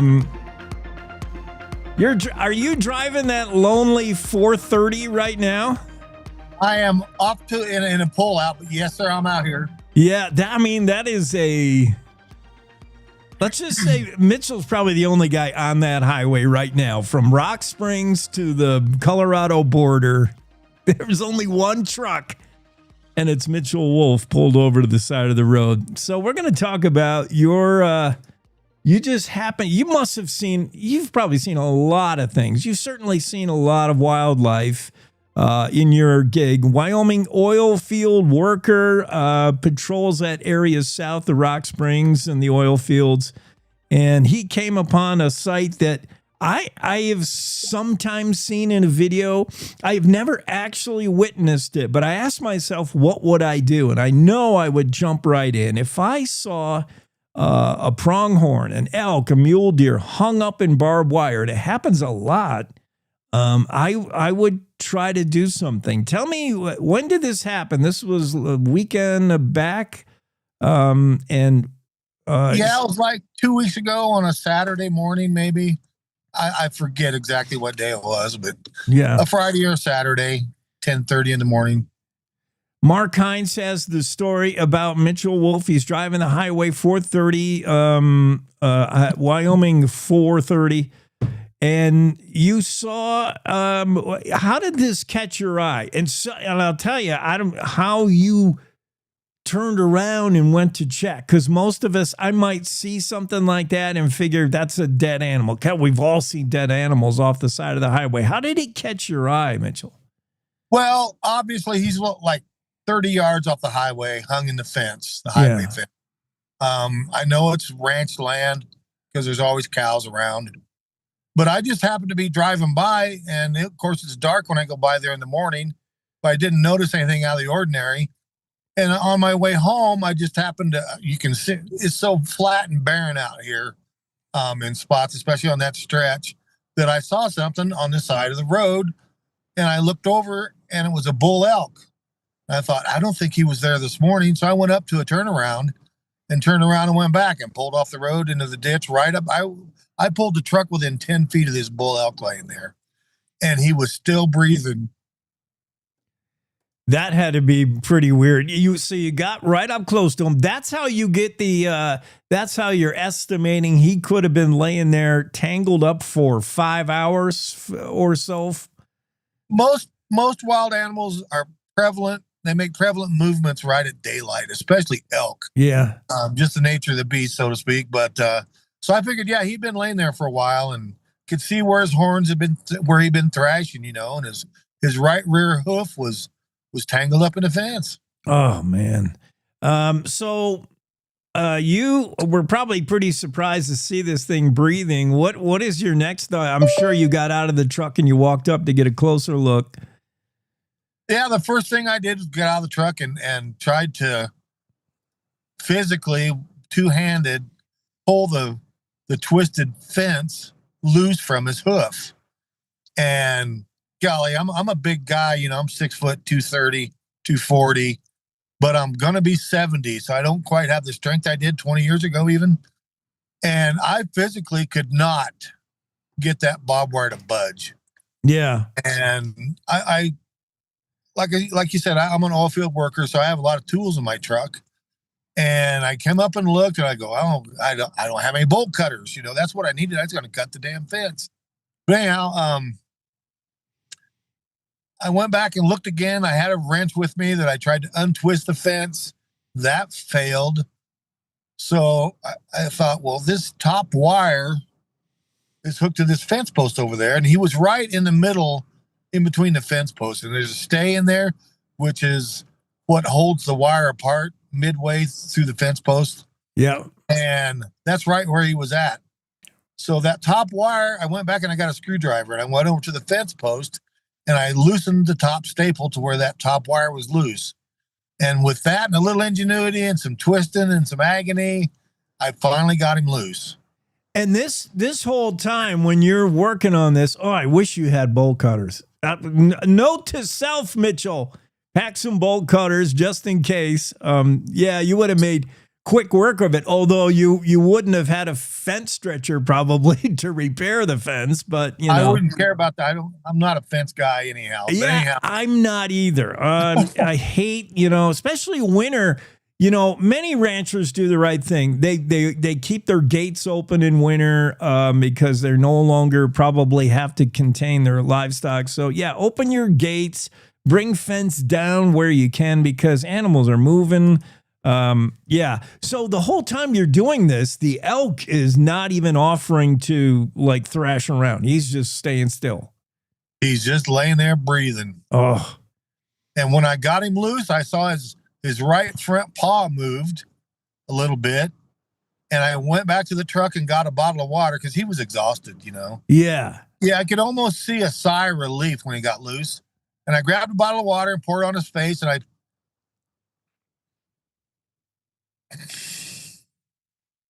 You still with us? Yeah. Oh, yeah. I give him a tap on the haunch, a pat on his haunch, on his right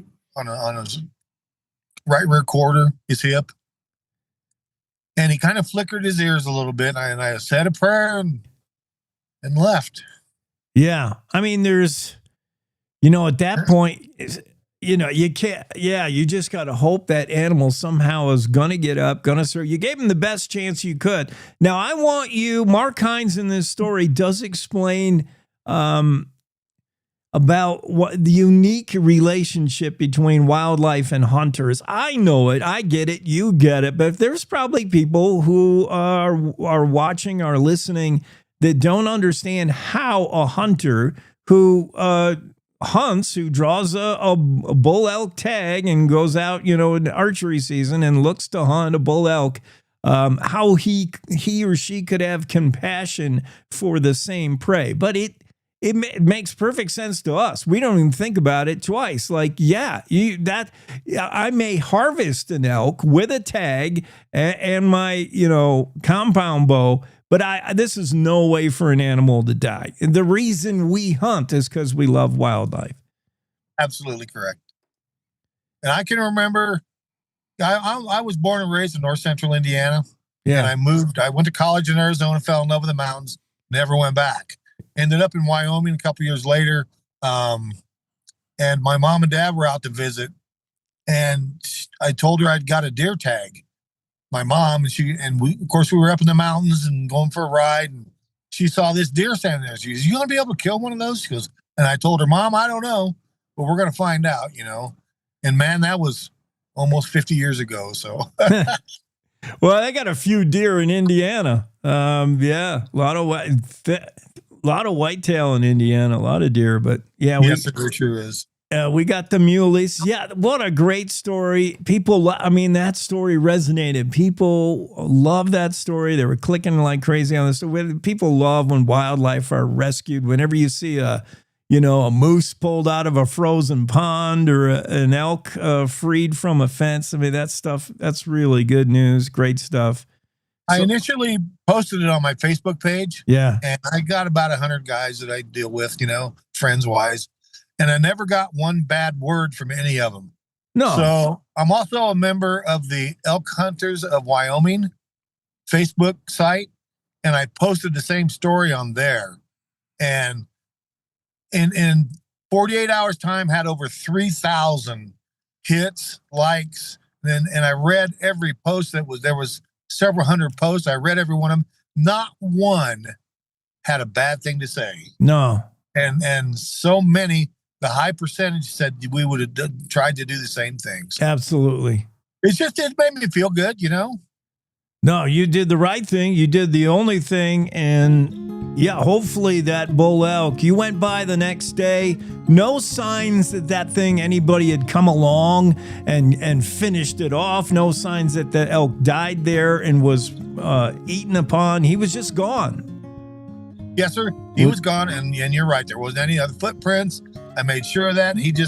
I could see his hoof prints on the other side of the fence where he'd stood up. And I've only got one bad thing to say about the whole thing is I had one guy headed south, and we're a half mile north of the Colorado border. It was a man in a pickup, and I looked at him while I was standing there at that fence, and he just drove on by. But I sure could have used his help. It wouldn't have taken me so damn long. Yeah. I mean, I can understand some people, they're driving so fast and they see something out of the corner of their eye very quickly and they're not sure what's going on. They may wonder, what is he doing? Is he poaching that elk? They don't know. And yeah. I get it. You would love for people to stop. Slow down. It's from 70 and hey, lend a hand when you can. But you stopped. You did it. And, man, there's an elk walking around today that's, he's got 8 lives left, let's say. Absolutely. He's got a lot of cat in him. Mitchell, you're our hero today, man. Have a great Monday. I appreciate it. Stay safe on that drive. Absolutely. I sure will. Thank you so much for this interview. All right, buddy. Thank you. That's Wapiti hero right there. One bull elk saved. Let's get Don Day in the room right after this break. Weather coming up next. Thank you. Every morning, America wakes up to reheated outrage and copy-paste commentary. Yeah, I don't follow talking points. I follow common sense. If that hits a nerve, good. It means you're still alive. No spin, no fluff, no kumbaya. Just Jake. Serving up truth, sarcasm, and grit. Stirred by hand and seasoned with reality. I don't yell, I don't pander. I just call it like I see it, and trust me, there's plenty to call. From the capital to the county fair, if it's worth talking about in Wyoming, Jake's already on it. No permission needed, no script required. The West was built by people who spoke their minds and stood their ground. I'm just making sure we don't forget how. The Jake Show. Weekdays on cowboystatedaily.com and wherever bold voices still have a mic. No apologies, no filter, no bull. This is the Cowboy State Daily Radio Network.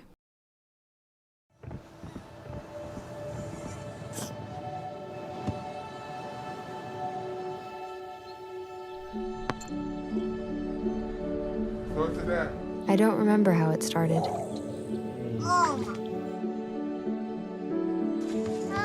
Our back and forth. Victory. Fumble. Repeat. It always came back.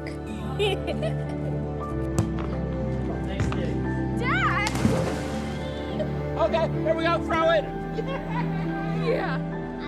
You probably don't remember what you told me, That was perfect. but I heard every word.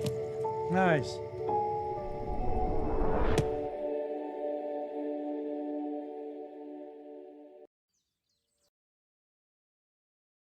Jason, let's go see your room.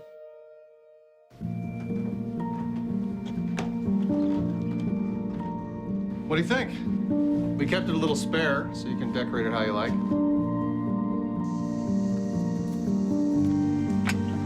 Dinner. Go. Excellent. Soccer is fun. Yeah, I saw you guys out there.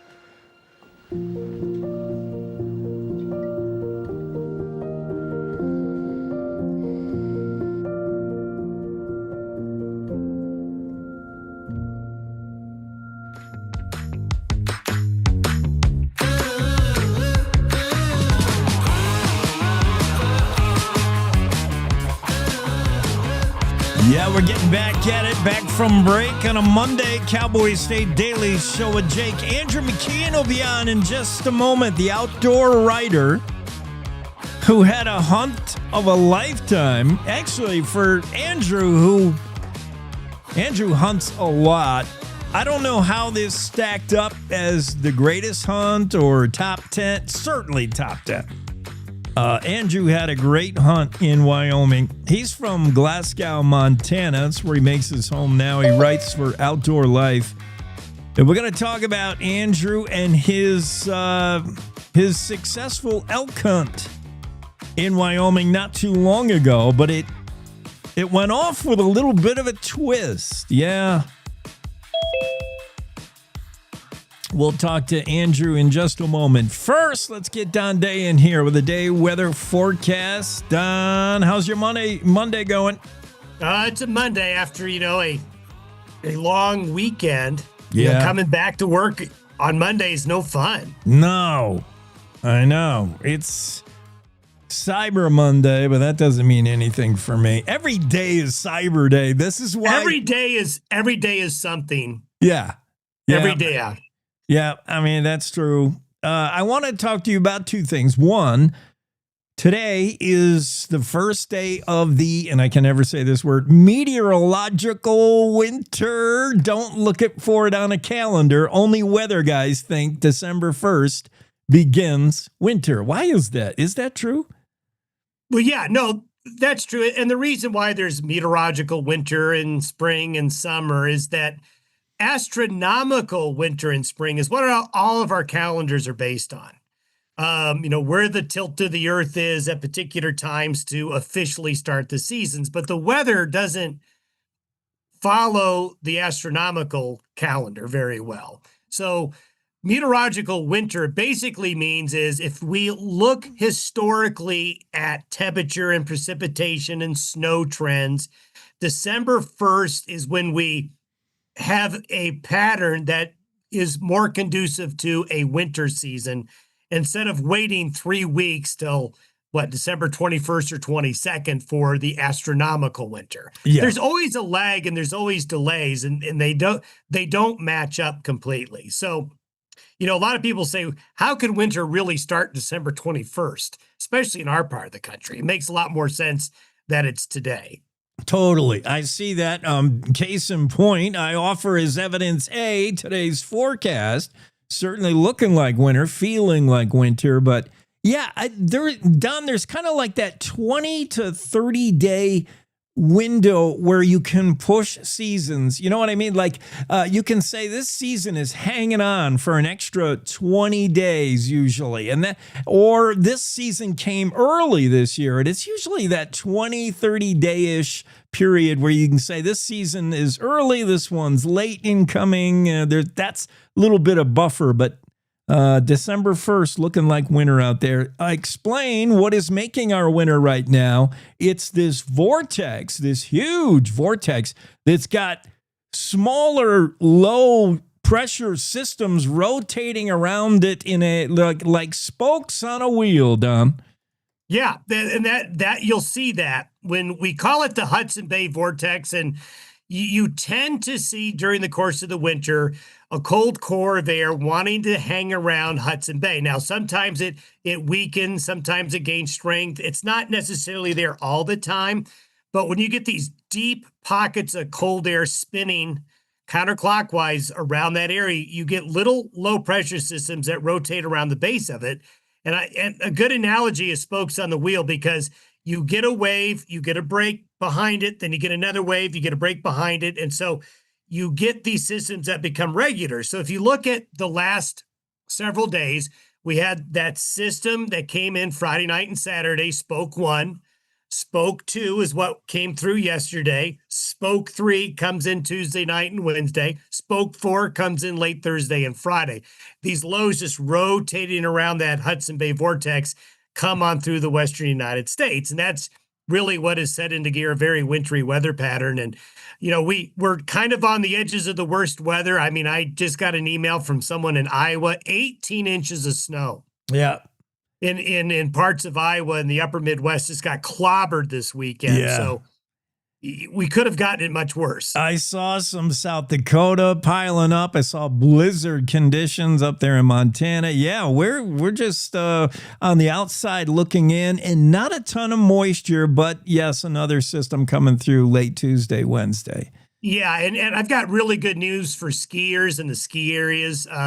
There's a pattern that's going to be developing for the next week that's going to really do well for the mountains, especially late this week and this upcoming weekend. We could see significant mountain snow, and it's going to kind of come in waves. It's not necessarily a pattern that brings to low elevations a lot of snow, but there'll be some. It's a Hudson Bay vortex. Welcome to Wyoming. It's all our weather comes from Canada, man, in the winter. Hey, thanks, Don. Bye-bye. It's a Monday. Yeah, we can't do anything about that. We can just try to make it better weather. Cowboy State Daily Show with Jake. Moving along, let's go right back into the Zoom room. And Andrew has been waiting so patiently. Yeah, here we go. We just did a weather forecast, Andrew. Sorry to keep you waiting. Andrew McKean, maybe the hunt of a lifetime. I don't know.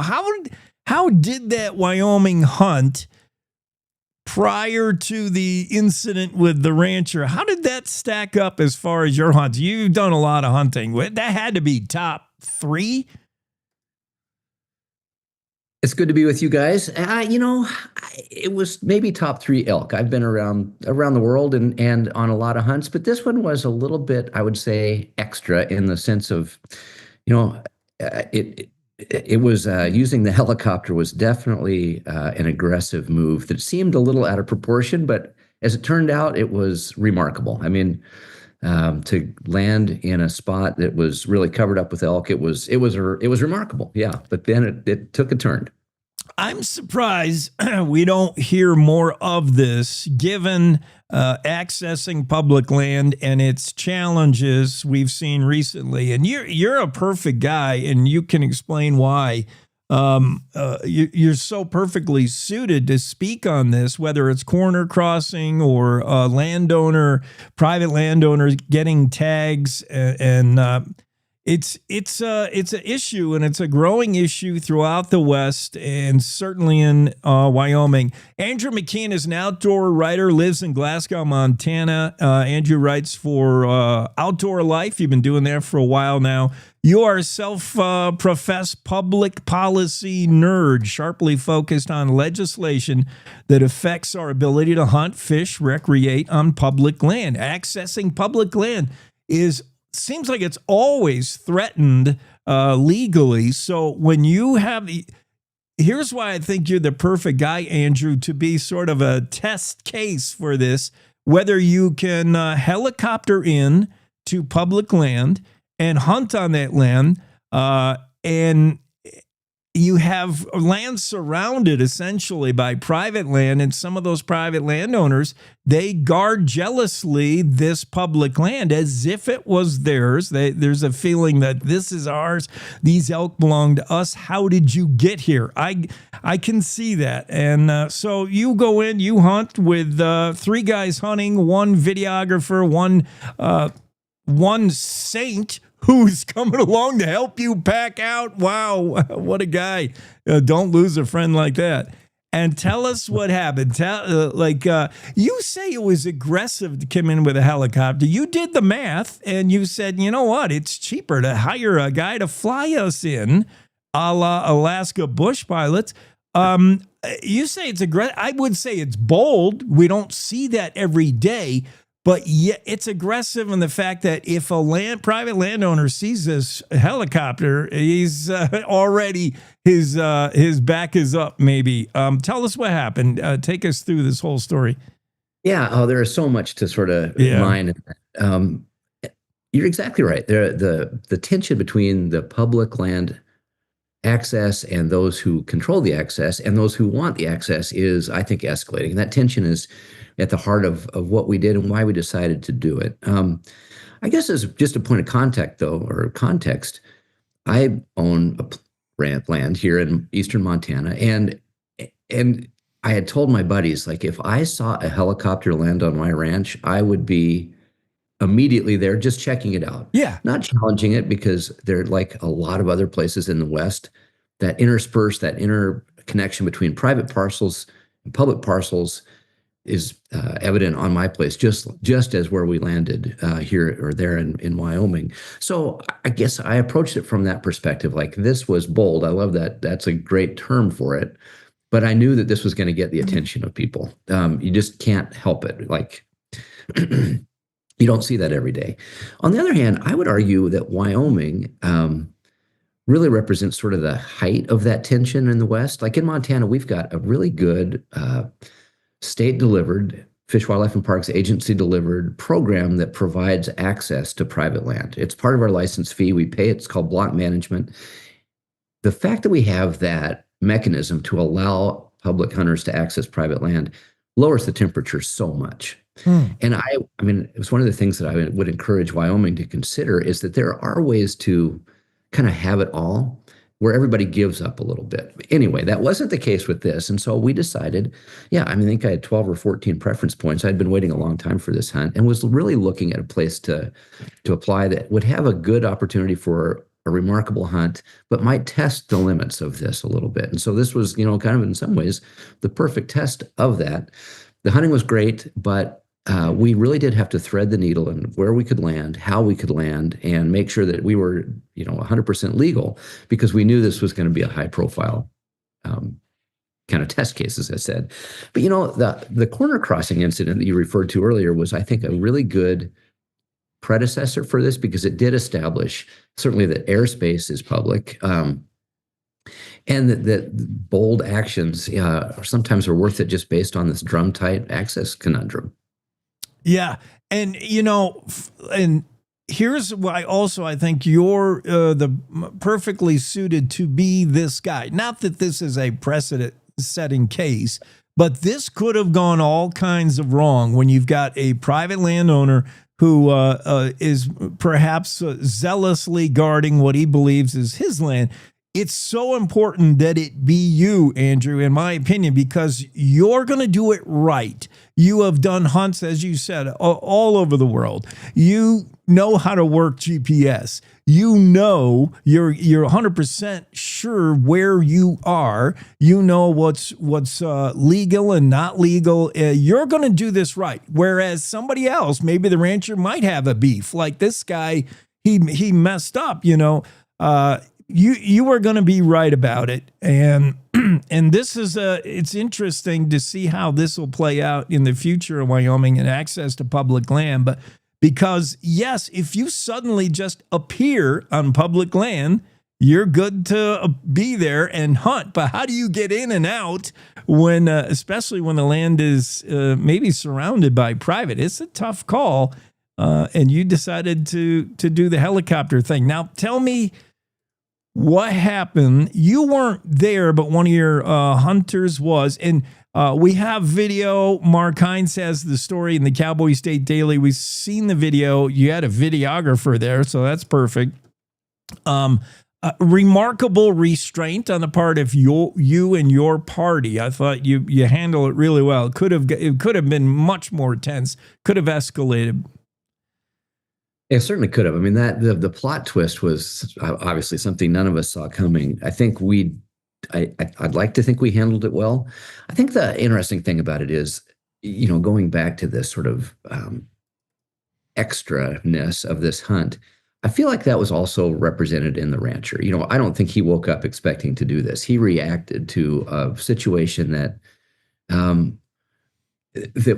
was extra. It was just over the top for sort of everybody. And so in some ways I had to put myself in his shoes, and I don't think I would have reacted quite as he did, but in some ways it was an impulse that just he reacted so dramatically and kind of surprisingly to it. And you're right, it could have gone all kinds of wrong. I'm just happy that everybody sort of like recognized that this was not acceptable, but that there would be like, let's just lower the temperature a little bit. And honestly, since then, I mean, that's been a couple of weeks ago now, I've been trying to like, if not justify it, at least understand it from everybody's perspective. Yes, we took this extraordinary means to get in there. Certainly that rancher did not expect to see us. And it sent him his pressure gauge, into the red, and he just reacted. Yeah, and the reaction, let's talk about the reaction, because the understandable until the point where he's walking away with one of your elk heads. Like, I get, there's this feeling that, somehow you've been violated, your ranch property's been violated, the helicopter, the whole bit. But seeking out the hunting, your hunt camp and saying, hey, you guys are trespassing or whatever he wants to say. But watching him carry off one of your bull elk, you're like, wait a minute, that's not the appropriate response. His justification was that he wanted to deter us from hunting there. And looking at it a little bit, the trophy antlers are awesome, and they're, I think, probably the most obvious representation of the hunt. But, it's the meat, ultimately. Like that, had he taken a few quarters, I mean, it would have been a heck of a hard pack. But in some ways, I think we would have been a little more wounded had all of our meat been missing.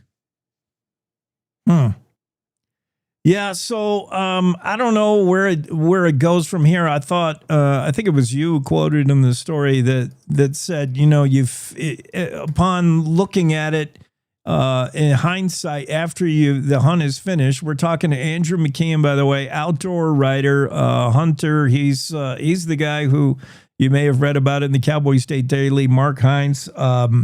This hunt was in the Bighorn Mountains. You had been planning it and trying to draw the tag and all this for quite a while. But the hunt, a great success. There was plenty of bull elk in there.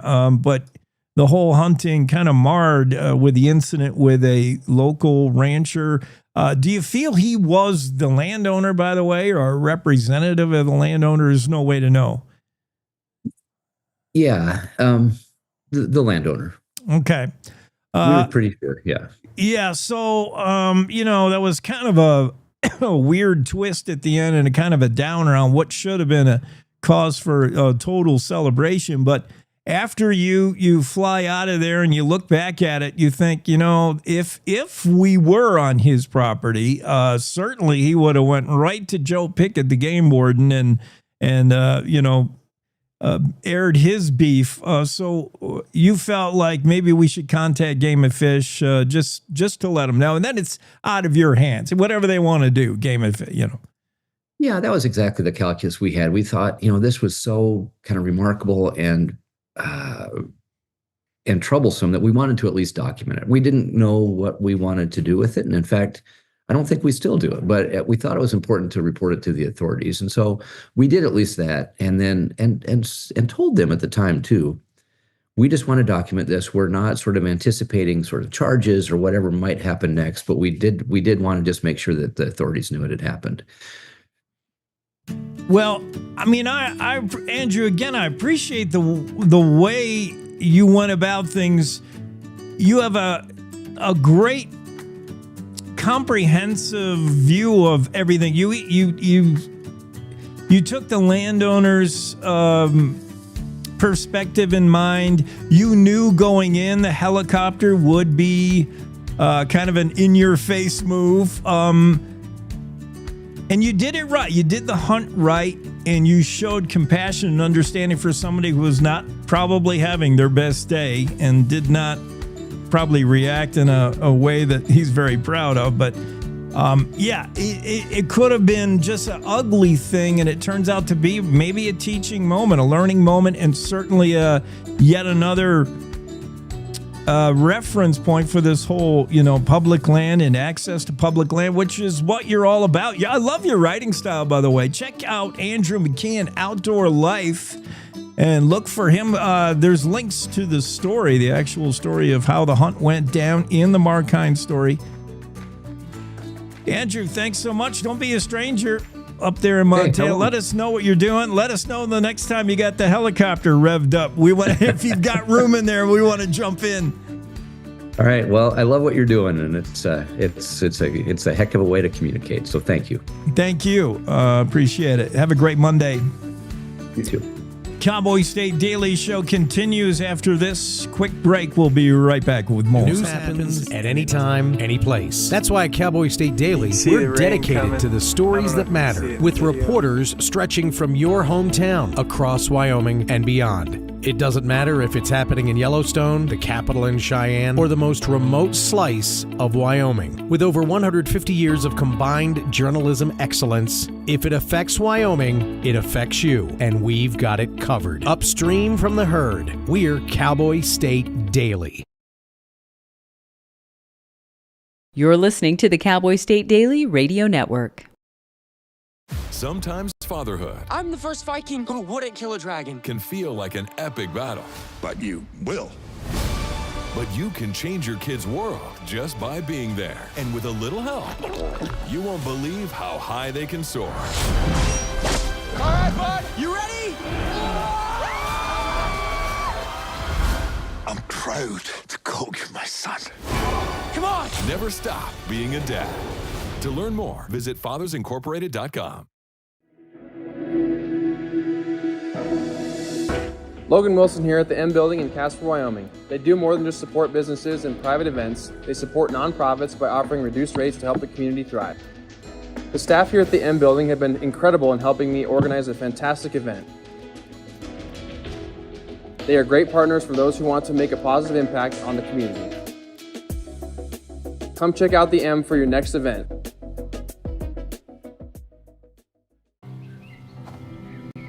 For decades, I've taught you everything I know.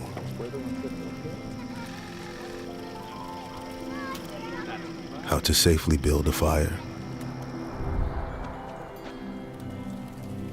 How to control the flames.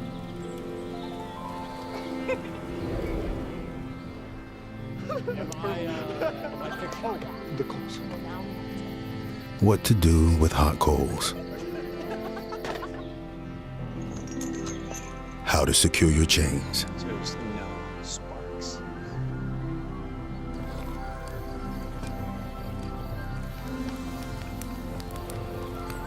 But I can only teach wildfire prevention. Only you can prevent wildfires.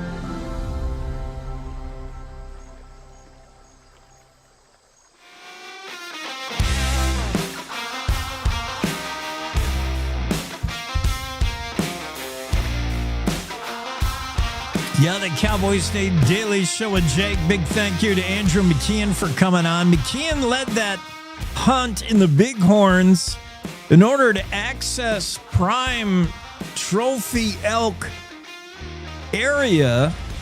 McKean said, man, the only way in there, if I don't want to pay the $8,000, $10,000 outfitted hunt with one of the neighboring ranches, surrounding ranches, I could just, if I can only get to that land.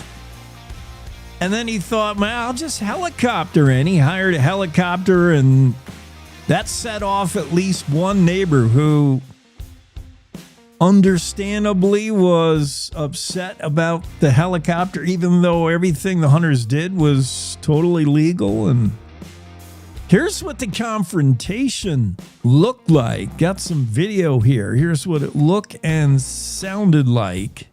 Why'd this happen? Because they don't want you guys to stop free. It's not going to stop.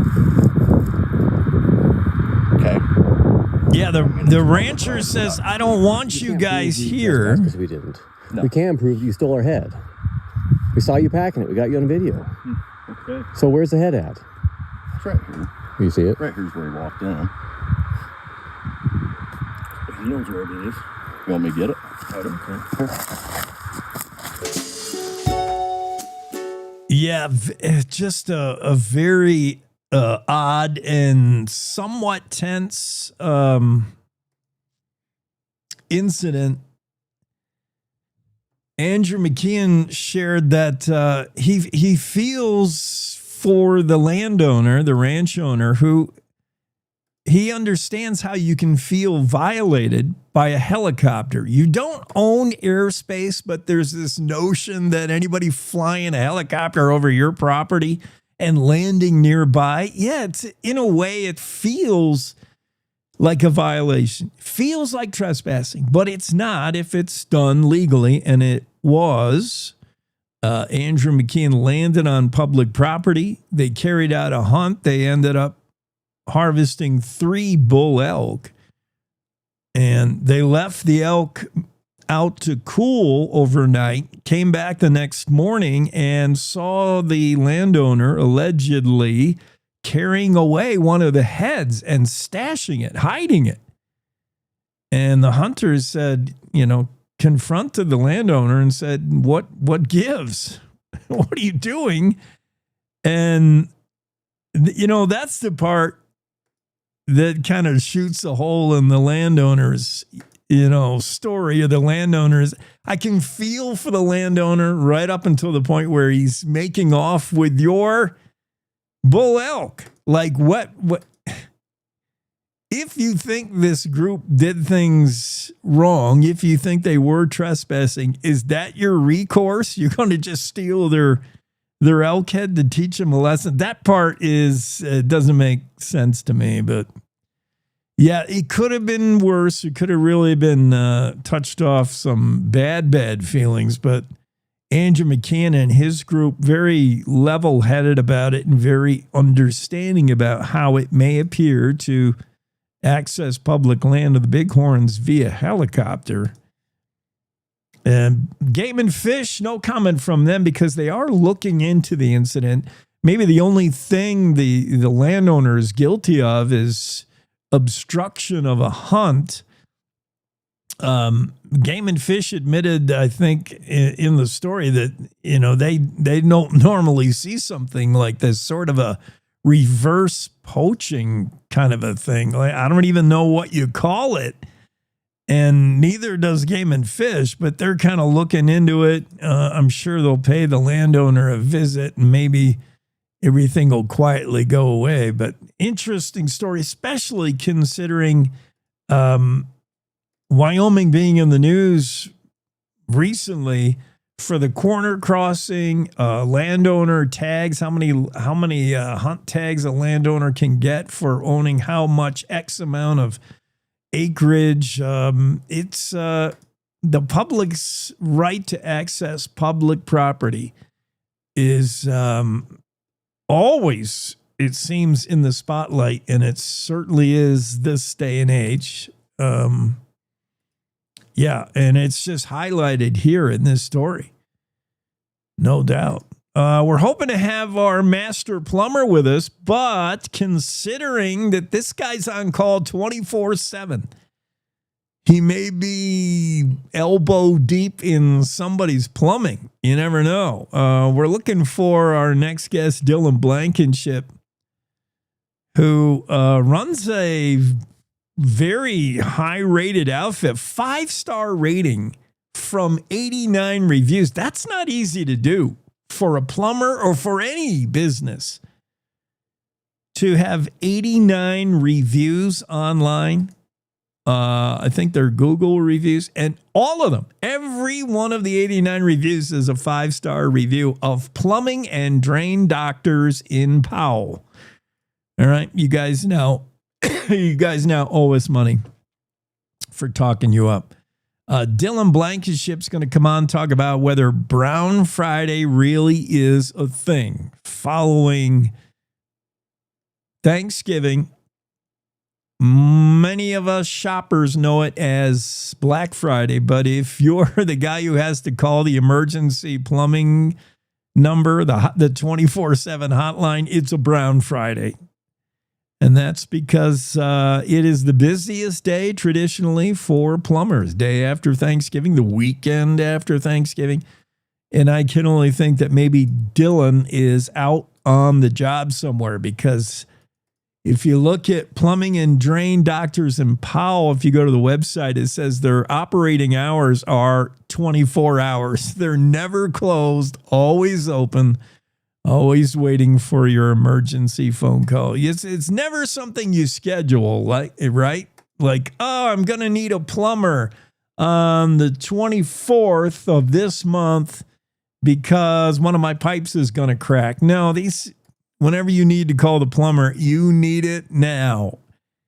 And these guys have always been there for the folks up there in Park County. 24/7 expert plumbing solutions for residential, commercial needs. And the owner for the last 2 years has been Dylan Blankenship, master plumber. And he would, if he were here, he could probably tell us why we don't want to try to do it ourselves. I mean, I have a snake and rudimentary plumbing knowledge, but I'll probably just mess it up. I actually did have a plumbing issue on Thanksgiving Day, not related to pouring turkey grease down the drain, not a clogged plumbing problem, just a leak, a kitchen sink leak. So, yeah, I know what it's like to have to try to find a plumber, and getting a plumber out to your place on Friday after Thanksgiving. You'd be lucky if you can get a plumber to come out on that Friday. They're so busy, busiest day of the year for plumbers, Brown Friday. Well, I'm not sure where Dylan got to, so we could pivot. Every time I decide to move on to something else, that's when our guest shows up. We'll see. I could do this day in history. Yeah, let's do this day in history while we have a break in the action. 1869 this day, Uinta County created by the territorial legislature. Happy birthday, Uinta County. 1869, December 1st, 1887, Cheyenne and Burlington Railroad Company laid the final track in Cheyenne to complete the Cheyenne and Burlington Railroad. This day, 1907, huge fire in downtown Cody burns 7 buildings. December 1st, 1910, a bounty on coyotes in the amount of $1.25, not unsubstantial amount at the time, was established. Yeah, the $1.25 for a coyote, proof of kill, in 1910. That was a certain amount of money, and helped in Wyoming ranchers and settlers and pioneers' efforts to eradicate the coyote, but it's never happened. The more you kill them, the more you pressure them, the more you harass coyotes, the more they just bounce back. You're never going to get rid of them. 1910, a bounty on coyotes, $1.25 a yote. That was established as official this day in 1910. 1925 this day, Colorado Wyoming Gas Company is created. December 1st, 1930, Robert Davis Carey, son of Joseph Carey, assumes office of U.S. Senator. Senator Carey, elected to fill the seat vacated by the death of F.E. Warren, Kerry would serve for 7 years, right up until 1937, when he vacated the seat after losing a bid for re-election. After office, he resumed his ranching life, which continued to his death 12 days after leaving office at age 58. Oh, so he didn't go back to ranching very long. He intended to resume his ranching life, and that went on for 12 days after he left office. Oh, wow. 1936 this day, the McGill Bunkhouse, a 60-year-old structure on the former stage line between Laramie and Centennial, was destroyed by fire. This day, 1936. December 1st, 1942, gasoline rationing begins in the United States again. The ongoing World War II rationing efforts, just about everything, every commodity was rationed in some way. Gasoline rationing goes into effect 1942 this day. And on December 1st, 1997, the Wyoming State Quarter design was approved. Remember when every state had its chance at being on the quarter? Wyoming's state is the best quarter. We all know that. 1997, the design for the Wyoming quarter was approved on this day. It's time to rodeo with the Western Ag Network. It's the Rodeo Road Show on the Western Ag Network. Hi, everybody. I'm Will Rasmussen from Las Vegas. The NFR week, it starts Thursday night. Today, 8-time world champion bull rider Downey Gay. He's a Hall of Famer. He's been in the spotlight. Today, we'll talk about the #1 man in the bull riding, Wasey Shala, the 20-year-old from Oklahoma. Downey Gay's comments on the bull riding when we come back. Hi, I'm Lane Sitz. I'd like to invite you out to our annual fall sale. It is always the first Thursday in December, so December 4th. We have a pre-sale dinner social on December 3rd as well. This year we are offering 460 coming 2-year-old pap-tested bulls, as well as 300 commercial bred heifers and 150 running age bred cows. Again, we look forward to seeing you all on sale day on December 4th. 11 a.m. is sale time on December 4th for the Sitz Angus 60th Annual Production Sale at the ranch in Harrison, Montana. Ranchers, the Blue Ribbon Stock Cow and Bred Heifer Sale at the public auction yards in Billings, Montana is one of America's best. And on December 9th and 10th, over 2,500 bred heifers and 5,000 bred cows sell, including the MC Ranch Company's total dispersion of 1,000 mixed-age cows, 100 bred heifers, and 50 summer and fall pairs. Sale time is 9 a.m. both days. For a complete listing of consignments, visit publicauctionyards.com.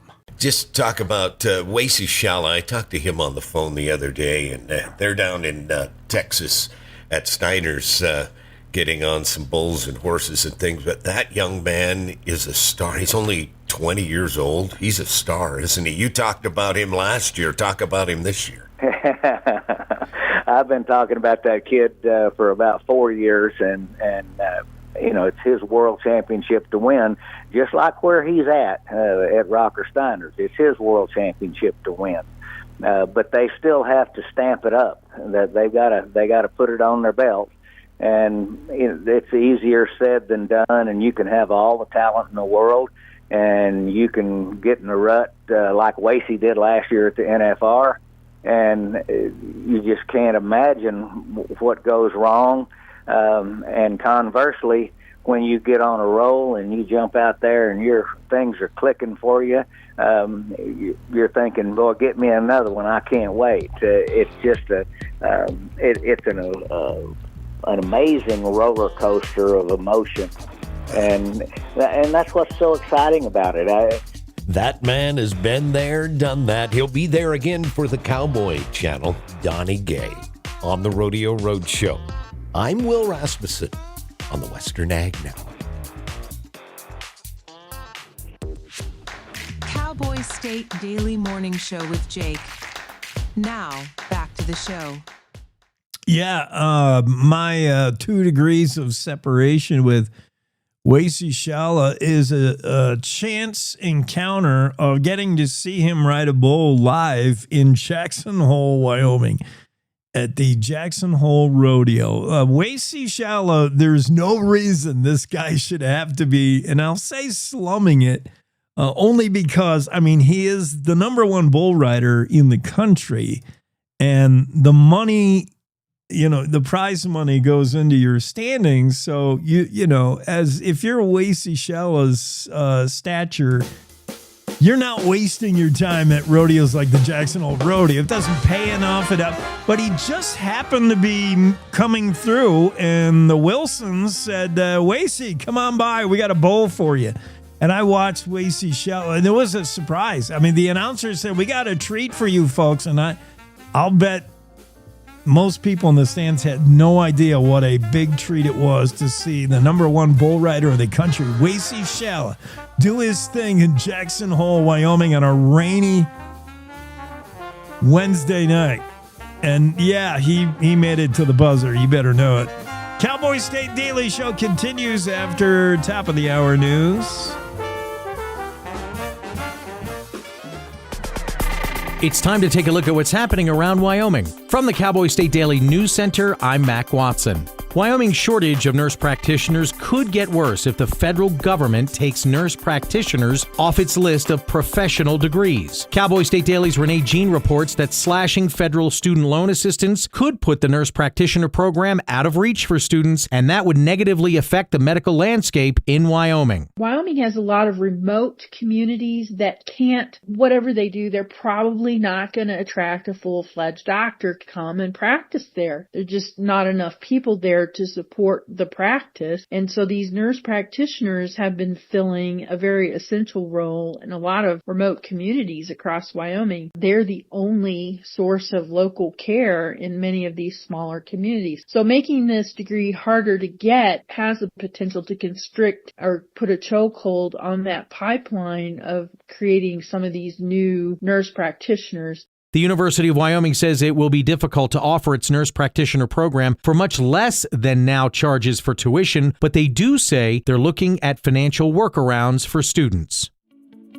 Researchers at Brain Chemistry Labs, a state-of-the-art biology laboratory in Jackson, are studying the brains of dolphins in a quest to cure Alzheimer's disease. Cowboy State Daily's Andrew Rossi reports researchers have discovered a link between the disease, dolphins, and toxic algae blooms. Brain Chemistry Labs has been working with partners like SeaWorld and the University of Miami in Florida for quite a long time. And this attempt to see if there was a connection between what was going on in the brains of beached whales and dolphins and the cyanobacterial blooms that have become more of a concern on the eastern coast of Florida and around the world. And what this study did was found a concrete link between these cyanobacterial blooms, the neurotoxins therein, and the brain damage being caused to dolphins and whales, which in turn has implications on humans because Miami-Dade County in Florida has the highest incidence of Alzheimer's disease in the United States. So they think that it's more than a coincidence that you have these dolphins dying or at least dying as a result of a neurodegenerative brain disease, and the fact that there's an extremely similar disease in humans in the same spot. Dolphin brains are distinctly different from human brains, but the tissue damage caused by neurodegenerative diseases looks the same. I'll be back with more news from the Cowboy State Daily News Center right after this.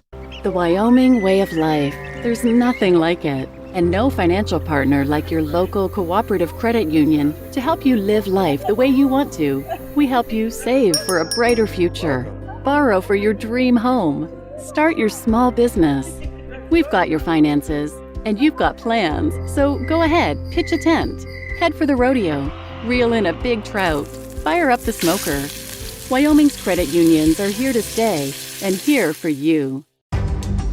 Cowboy State Daily News continues now. Casey Buckley of Campbell County is already an accomplished hunter at the age of 12. Outdoors reporter Mark Hines says that this past fall, she stunned seasoned hunters by dropping a huge bull elk with one shot from 600 yards away. Her dad is a gunsmith, so he was able to custom make a rifle for her, and it's just they practiced at longer ranges, and so she had the aptitude for it. But her mom was saying, no, she did. I mean, people online trying to call us the liars, like, nope, my daughter absolutely made that shot. The bull's antler rack scored in the 320-inch range. Casey has also bagged coyotes, antelope, and a mule deer buck that scored 184 inches.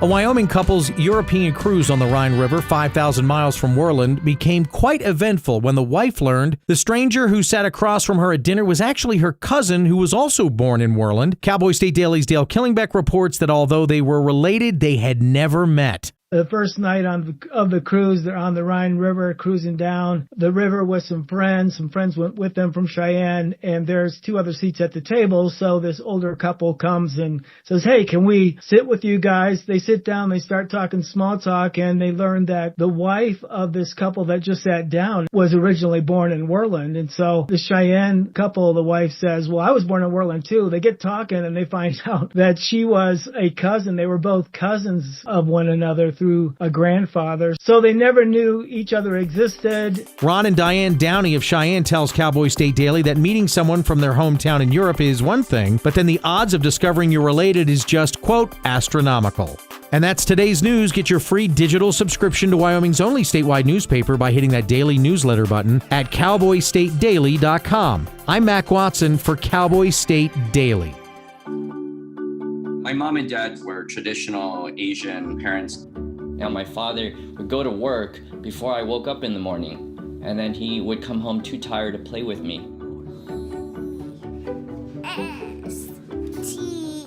I tell my son, I love you every single day. I love you.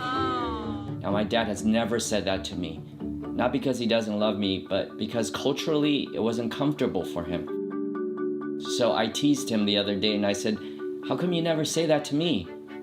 And he said, "You're too old now." Now that he's a grandfather, he says, "I love you" to my son every time he sees him. My advice to all the fathers out there, forget the material things, forget the cultural restrictions. They grow up way too fast for you to waste even a single precious minute or moment. Say bye-bye. Bye-bye.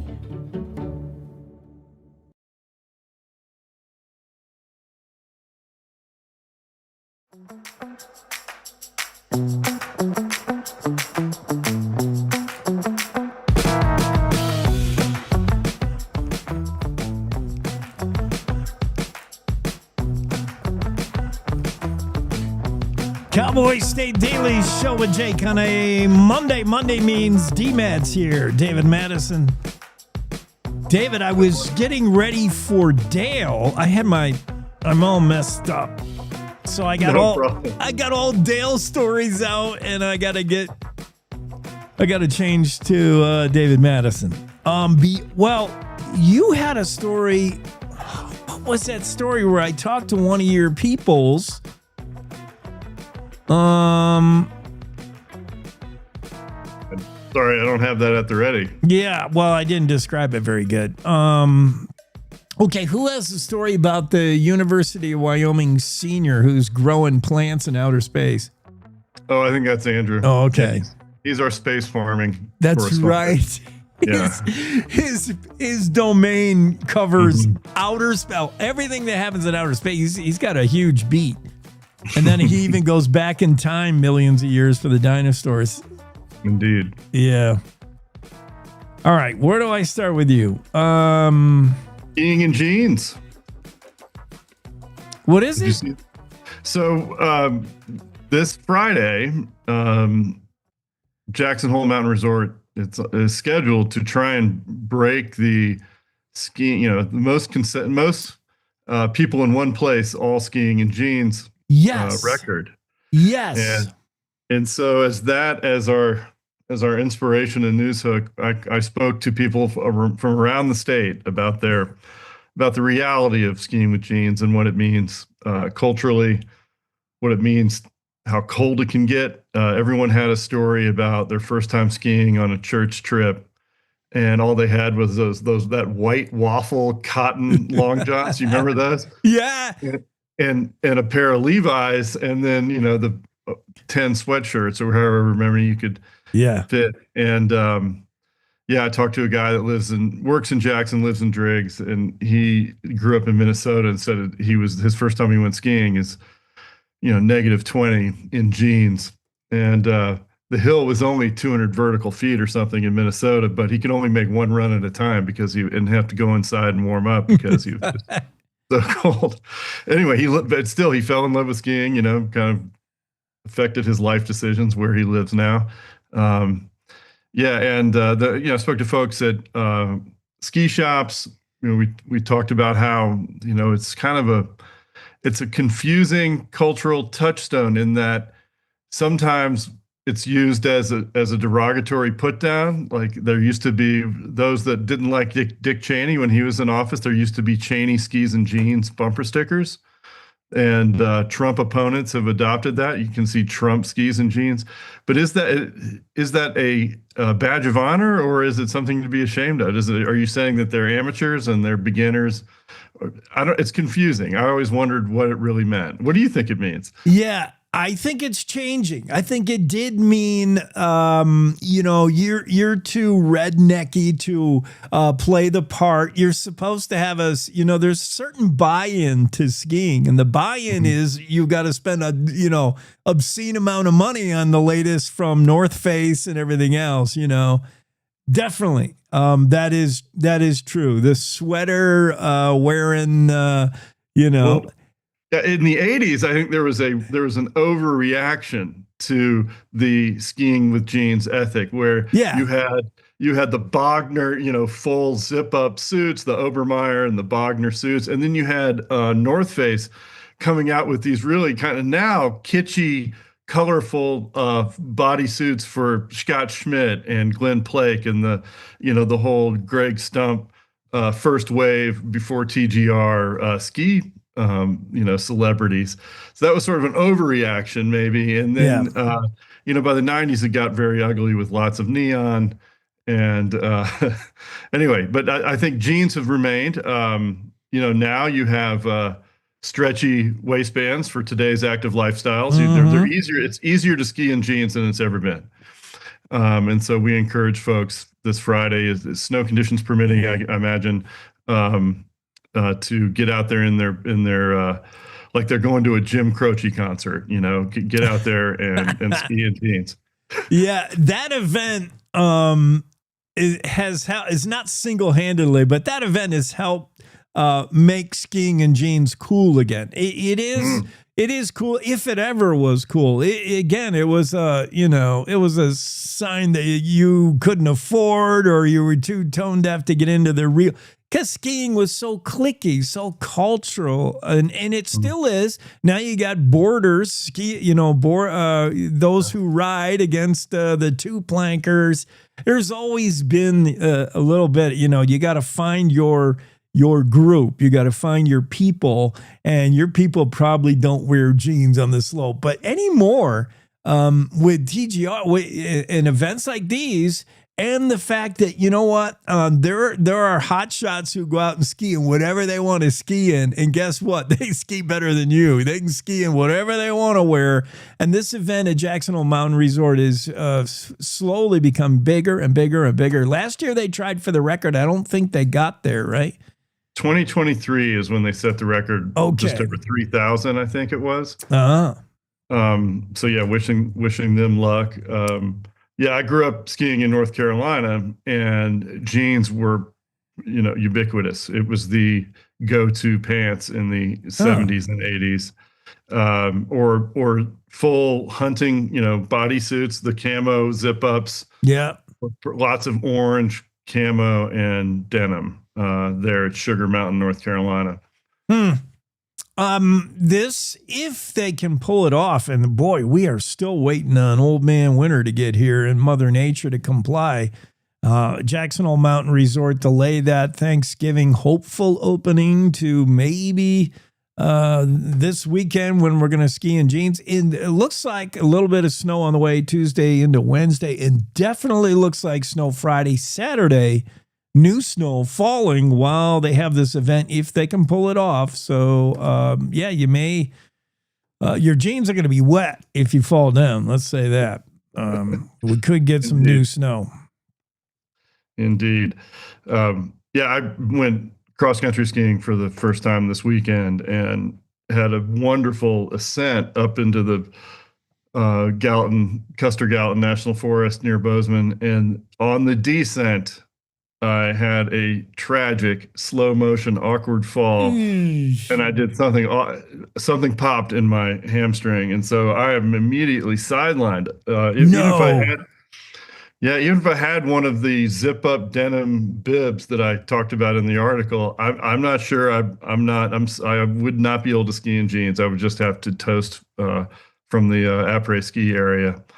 But I'm hoping I've been doing a bunch of rehab this weekend. And wow, it's a little early in the season, D-Man, to be going down on the IR. Holy cow. So you could show up. I think we could count you. Opera with a hot toddy counts, man. As long as you show up, make the scene in jeans, that's good. Ice pack. Yeah. I had the ice pack all weekend. I'll have to watch ski movies with an ice pack for the next few weeks. Ouch. Well, that's hard. Cross-country skiing is so fun. You get into the glide and the rhythm. But, yeah, when you get into a downhill on those skinny skis, they weren't made to do that, man. That's hard. Should have stretched. Stretch before you go.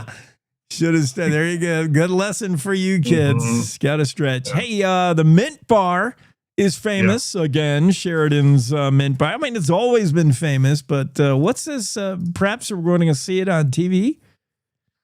Yeah, the RFD TV and the company that produces Wild Rides, which is a lot of viral rodeo content. They do human interest profiles of landmarks around the West, different cultural contributions to Western cowboy culture for the Cowboy Channel, I believe, as well. And then they have a YouTube Wild Rides TV. And so I spoke to Kevin, who is out of North Dakota, and he travels all around the West. And it's like, it's a really interesting job meeting all kinds of folks in the cowboy universe. And so naturally they would be drawn to Sheridan. They're going to do 6 episodes about the fly shop, about some local conservation work, and of course they had to go to the temple of kind of honky-tonk Western bar culture, the Mint, to speak with Kat Deeds, who's really taken it upon herself to become the local historian of that bar. Been around for 116 years. We just wrote about a fundraiser they did there. And this time we dug in a little bit more to the history, and just to hear about the exposure that it's getting on TV. The same series that is appearing on the Cowboy Channel and RFD TV is also going to profile Governor Gordon and his wife.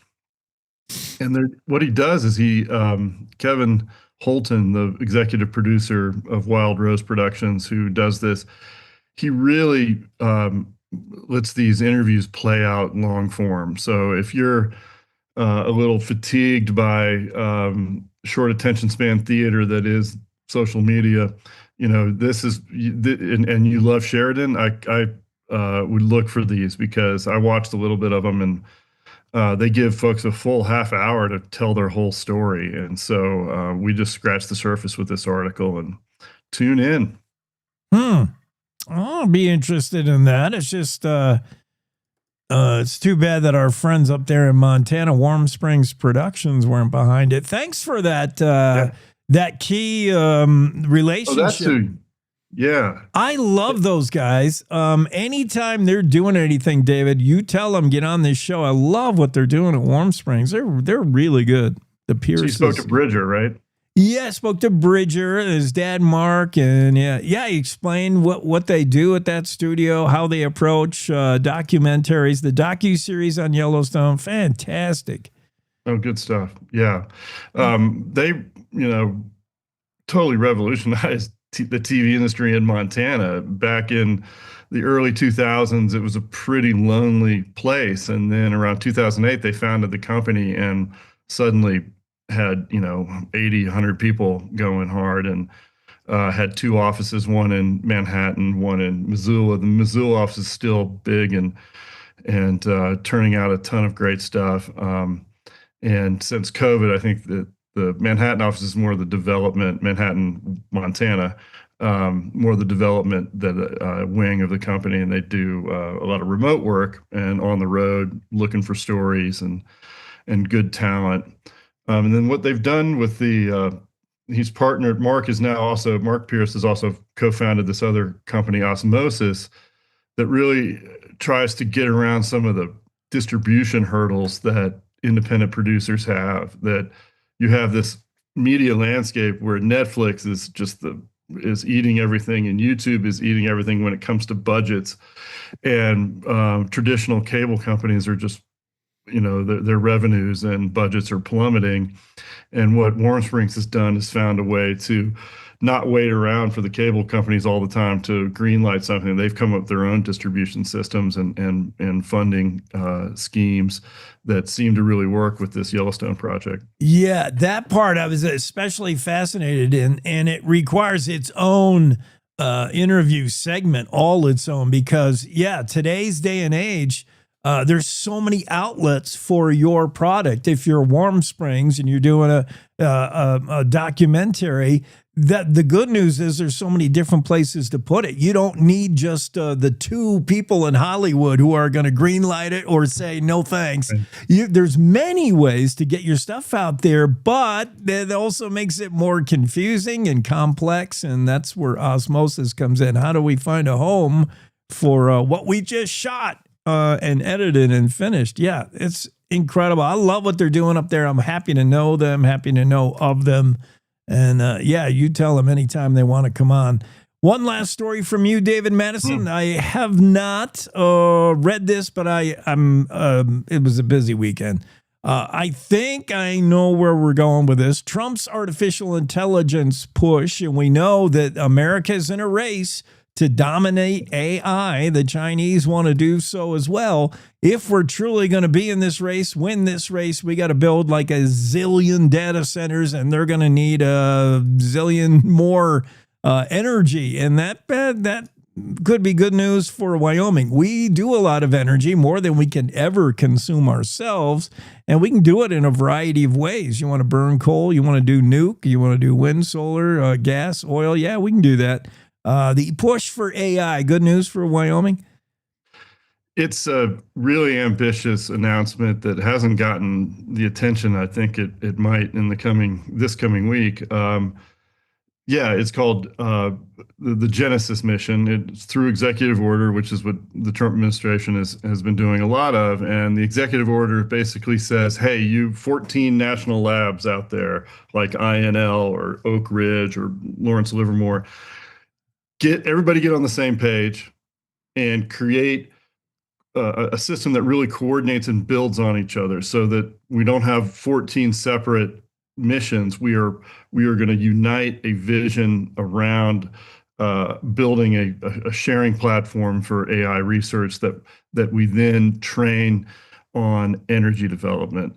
And so I don't think any of us know exactly how that's going to play out, but the two experts I spoke with characterized Wyoming's position as potentially critical, in that, especially with nuclear, being a neighbor to the Idaho National Lab just across the border there in eastern Idaho, and having lots of companies that are relying on INL to develop their reactor technology, like BWXT, they're developing fuel, not a reactor. But there is a relationship going on between companies like BWXT and INL that could be Wyoming focused. And then the University of Wyoming, its computational, its mathematics team, really helping with making AI super targeted and super in a position to supercharge the research that's going on. And so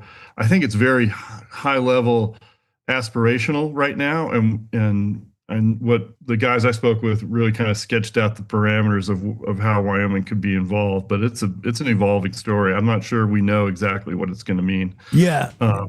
It feels like it's living in idea space right now in Washington, D.C., and certainly how it is going to compute to Wyoming. But Genesis mission sounds like something we need to do, because we have all these emerging tech and ways to do energy, nuclear related, but they're all concerned with their own thing. You know, these are private companies. They need to make stuff pencil. We need somebody to like coordinate all these efforts and make sure it all feeds AI in the race to be the artificial intelligence dominant country that the U.S. hopes to be. David Madison, great stuff. Don't forget to do some online shopping at Cyber Monday. Okay. Thank you. All right, buddy. Bye-bye. Cowboy State Daily Show will continue right after this break. We're all just trying to keep things running for those who rely on us. That's why we don't have time to be sick with the flu. We don't have time for delays. We don't have time for spills. Next. We don't have time for setbacks. Let's be real. Getting the flu shot helps you fight the flu. Get a flu shot for yourself and those around you too. This is the Cowboy State Daily Radio Network. Mom, I got it. What are you doing in there? I got stuck. Are you a dog? I wouldn't do that. Have you seen the pliers? Where'd you find those? It's not your birthday. Sorry. Bye, Grandpa. Bye, Grandpa. Take care of yourself. What are you doing? What are you looking for?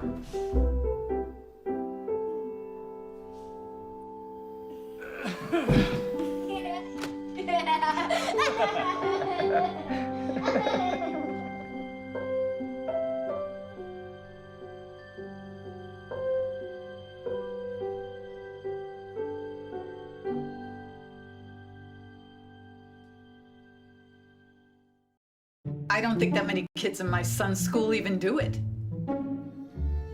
He makes fun of his friend who vapes. He would never try it.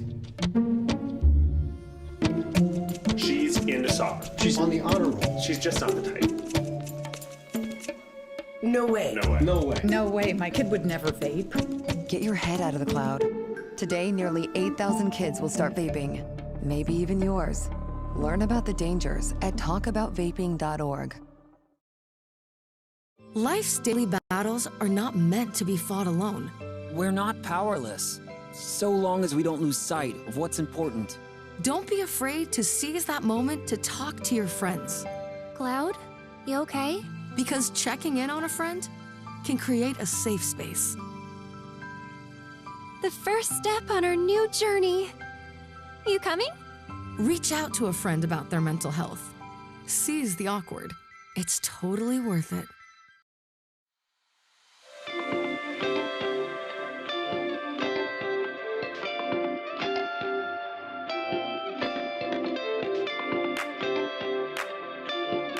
Cowboy State Daily Show. It's a Monday. I know. I hate to be the bearer of bad news. It's a Monday. It's hard to get back in the flow, isn't it? Especially those of you that had Friday off. Thursday, Friday, had a 4-day weekend, and Monday after that is, I don't know, if it's got to be one of the more unproductive Mondays on the calendar, or maybe with all the work we missed, Monday, this is a productive Monday. I don't know. Have you seen what day of the week is the most productive? Let me ask Siri, because I think it's Tuesday.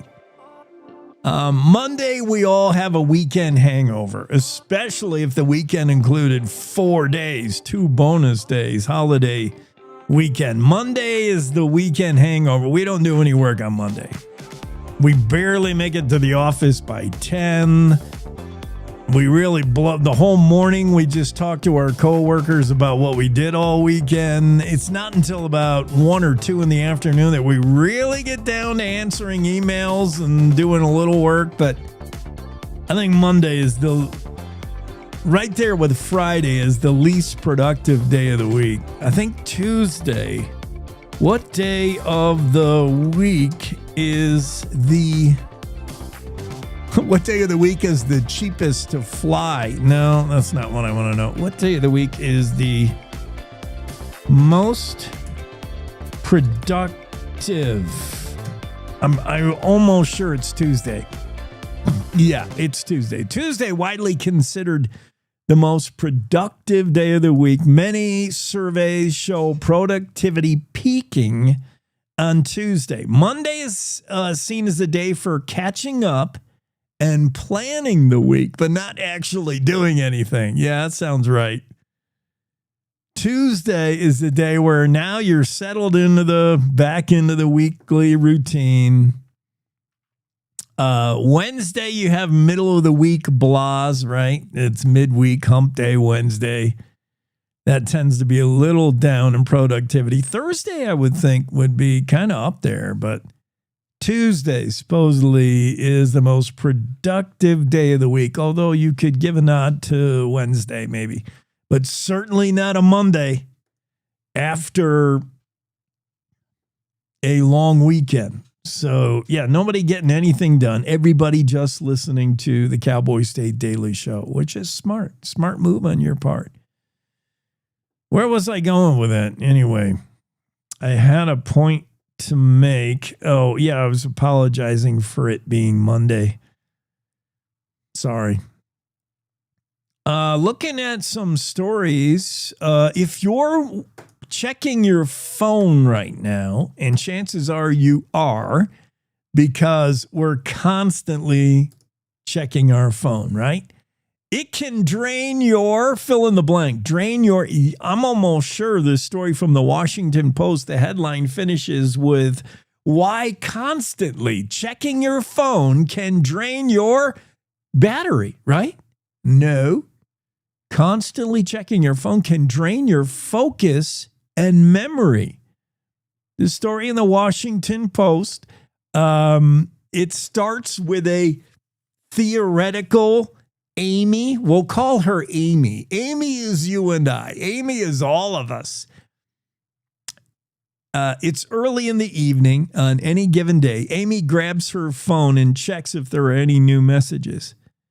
Less than a half hour later, Amy has checked her device 8 times. An hour has passed. Amy has now checked her phone 17 times, twice in a row, because she thought, hey, is that a text? No, I guess not. We all, I think, are guilty, unless you found a way to do life without that gizmo, without the phone. Many of us are guilty of this. The experts at Nottingham Trent University in the UK have found, and they've done a study with some folks in South Korea at the Keimyung University, and they did a study showing that you're checking your phone on average 110 times a day. I totally believe that. I'm as guilty as anyone checking the phone because, I mean, you got a boss. Maybe that's your job, especially if you work remotely. Some of us work a job where we're never untethered. We're never off. You know what I mean? Like that phone is our lifeline to the office. Others of us are using the phone for social, and you also want to check, is there a new TikTok video I need to be up to date on? Checking the phone, but what is it doing to you? 8 years of research involving teenagers and millennials. Larry Rosen, professor of psychology at California State University, says that constantly checking your phone is ruining your focus. I believe that. If you're having a conversation with a friend, and you're constantly checking, how focused are you on that eye-to-eye, face-to-face conversation if you look at your phone? You're not very focused. How focused are you at that job interview when, you're asked the typical, where do you see yourself in 5 years? And you're like, hold on, I think I'm getting a text. Hold on, am I going to check my YouTube channel to see if I got any new subscribers? That phone is ruining you. It's ruining your focus anyway. Scientists say so. Your focus, your memory getting ruined by how many times you have to check your phone. That shooting in the Washington, D.C. area last week that killed 2 National Guardsmen. The suspect in custody, the believed shooter, is now believed to have one time worked in a zero unit in Afghanistan. If you're wondering what a zero unit is, as I am, a zero unit, like it's a secretive branch of the military. It's kind of one of those don't ask, don't tell. No, that's the wrong application of that phrase, but it's the kind of a unit you're working for the government, sort of. Although if you're captured, the United States will, disavow any knowledge of what you're doing over there. Zero units are often come under fire with people who kind of understand what they do as being labeled as death squads. Human rights groups, human rights organizations say these zero units are basically death squads. These units known in Afghanistan for their secrecy and alleged brutality. Members of these death squad zero units are often implicated in numerous extrajudicial killings of civilians, particularly during night raids. So I think we all understand what a zero unit might be. A former senior Afghan National Defense and Security Forces member told CBS that the suspect, Rumanullah Lakanwa, had been part of a zero unit, an Afghan intelligence unit, and a paramilitary force that worked with the CIA. So this alleged believed shooter in the Washington, D.C. Area, that incident last week that killed 2 National Guardsmen, one of them just a 20-year-old young lady. He was a guy that presumably had seen so much violence and death that it ceased to really make an impact to him, you know? If you're a zero unit guy, you're working quasi with the CIA and the U.S. government, and you're basically given carte blanche to just slay, to just whack people in Afghanistan, bad guys, good guys alike. Pretty soon you don't even know. You can't tell the difference. Pretty soon you don't understand the right and wrong of killing. I'm just speculating how we got here with the shooting in Washington, D.C., but that is the latest, is this presumed shooter was part of a Afghan zero unit.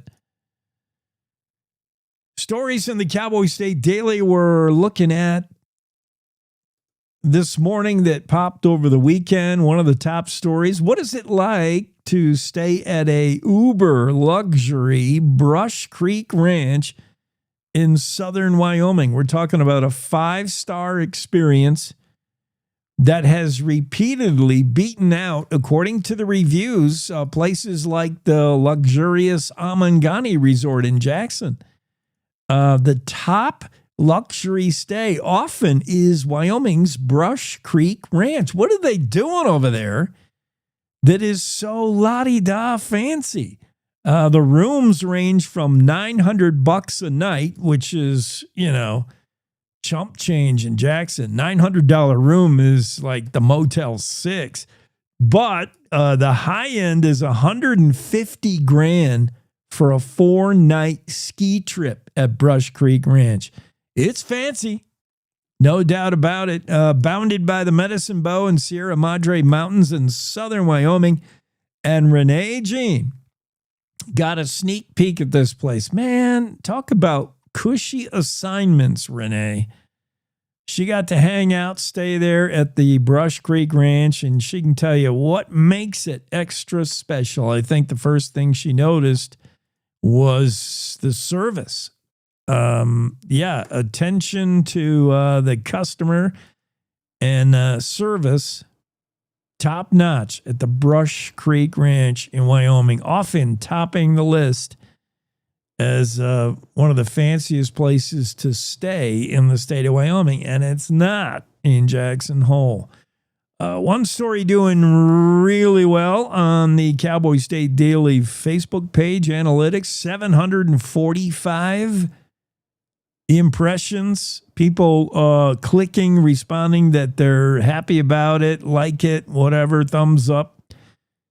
308 comments, 25 shares. Casper Turning Point USA teen. Remember the teenager, the high school senior at Casper, trying to start a Turning Point USA club at her high school and kind of got speed bumped with it a little bit from the principal and her school district. The turbulent story regarding the opposition she encountered, it makes for a pretty good story. At least that's the belief of one young Florida filmmaker who wants to tell the story of Aiden Friedman. Or Aiden Friedman is the founder of the company, 19-year-old, sees a lot to be inspired by Casper's Kylie Wall. She's the high school senior that attempted to told her school principal, I want to start a chapter. I want to start a TPUSA chapter. And the principal was a little hesitant. Strong opposition from some teachers and students, including allegedly having her posters torn down off the wall by teachers. Natrona County High School is where this happened in Casper, and Kylie Wall's story may be told in film. In fact, a young filmmaker in Florida, Aiden Friedman, 19-year-old, he's the founder of a production company called Idea to Result, said that he is working an little bit of a short film project that he wants to pursue regarding the story of Kylie Wall. Cowboy State Daily story by Dale Killingback. We'll talk more with Dale about it when he comes on next hour. I'd be interested to see how the made-for-TV movie comes out, or whatever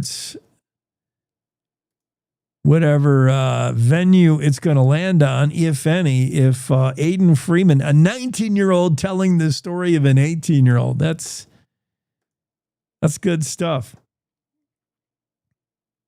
Also coming on the show, I think, let me see, when is she going to be on? I think Wednesday. I'm really excited to have Drea Heineman on the show coming up Wednesday. Andrew Rossi wrote a cool story about what sounds to me like The Martian, the movie. I haven't watched that in a long time. I actually own that. I bought that movie when it came out. The Martian, 2015 release, starring Matt Damon. Basically, it's Matt Damon. He's on screen 80% of the movie. It's just Matt Damon stranded on Mars and lives through it. After running out of food, he has to he actually makes his own garden. He makes a greenhouse on Mars. And it doesn't sound like the greatest, it might not sound like riveting Hollywood material, but it worked. I mean, it was a very popular movie, The Martian. And in it, I remember the scenes where Matt Damon is learning how to grow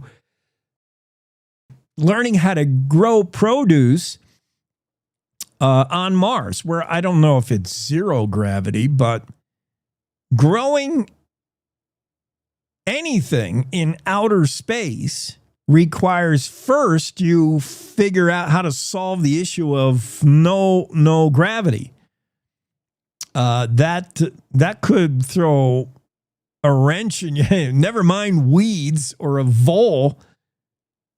No, zero gravity could throw a wrench in your plans if you're looking to be a gardener. Well, research by University of Wyoming senior Rhea Heinemann could be crucial in figuring out how to grow stuff in outer space. Rhea Heinemann will be on the show Wednesday, and I'm excited to talk to her. She's also a really good hockey player. I remember her back in high school. I think she played for Gillette. So we'll talk a little hockey and a little bit of outer space growing. Yeah, just fascinating stuff. And University of Wyoming on the forefront of it. Let's take a quick break on the Cowboy State Daily Show. I'll be back with whoever just ding-donged our Zoom room. I have no scheduled guests, but, whoever's there, we'll let in. We'll just see what happens. Winter is here. Wind chills below zero, ice and snow. Oh, and the drifts. Oh, you know what it's like. But guess what? Cowboy State Daily has you covered with the most accurate and reliable forecast with meteorologist Don Day. So you know what to expect. You know the saying, if you don't like the weather in Wyoming, just wait 5 minutes. It will change. But you don't have to keep checking the skies or an app on your phone to see if it's going to rain or snow. So make sure you're getting your forecast from Cowboy State Daily's Don Day. Every day. You're listening to the Cowboy State Daily Radio Network. Who can you turn to for news you can trust? Your local TV and radio broadcasters. You trust us to keep you safe during times of crisis and to deliver the weather, sports, and entertainment you rely on every day. We bring you the facts you need to make decisions that matter. And as misinformation floods social media, you can trust your local stations to deliver the truth. Text TV to 52886 and tell Congress you rely on your local stations for trusted news. You handle the healthcare, we'll handle the marketing. In need of a spark for marketing your medical practice? Loom Studio provides creative and strategic healthcare marketing that illuminates the path to bigger and better experiences for your business and your patients. We specialize in branding and design, social media, website design, SEO and SCM, not to mention content creation, public and media relations, and marketing metrics to ensure you're getting results. If you're looking to increase your patient engagement and retention, enhance your community impact, and streamline your marketing efforts, our team is ready to help you achieve your goals. Contact us today and learn more at loomstudio.com. We come from a long line of farmers, and there's a sense of pride, but there's also a significant amount of pressure. Farmers have to take care of their physical and their mental health, because what's a farm without a farmer? Watching the sun come up, that's my time. I can have a cup of coffee, and every day is a new opportunity. That's cool. Your hand's gotten so Yay! Don't forget to check in on yourself. Love your mind.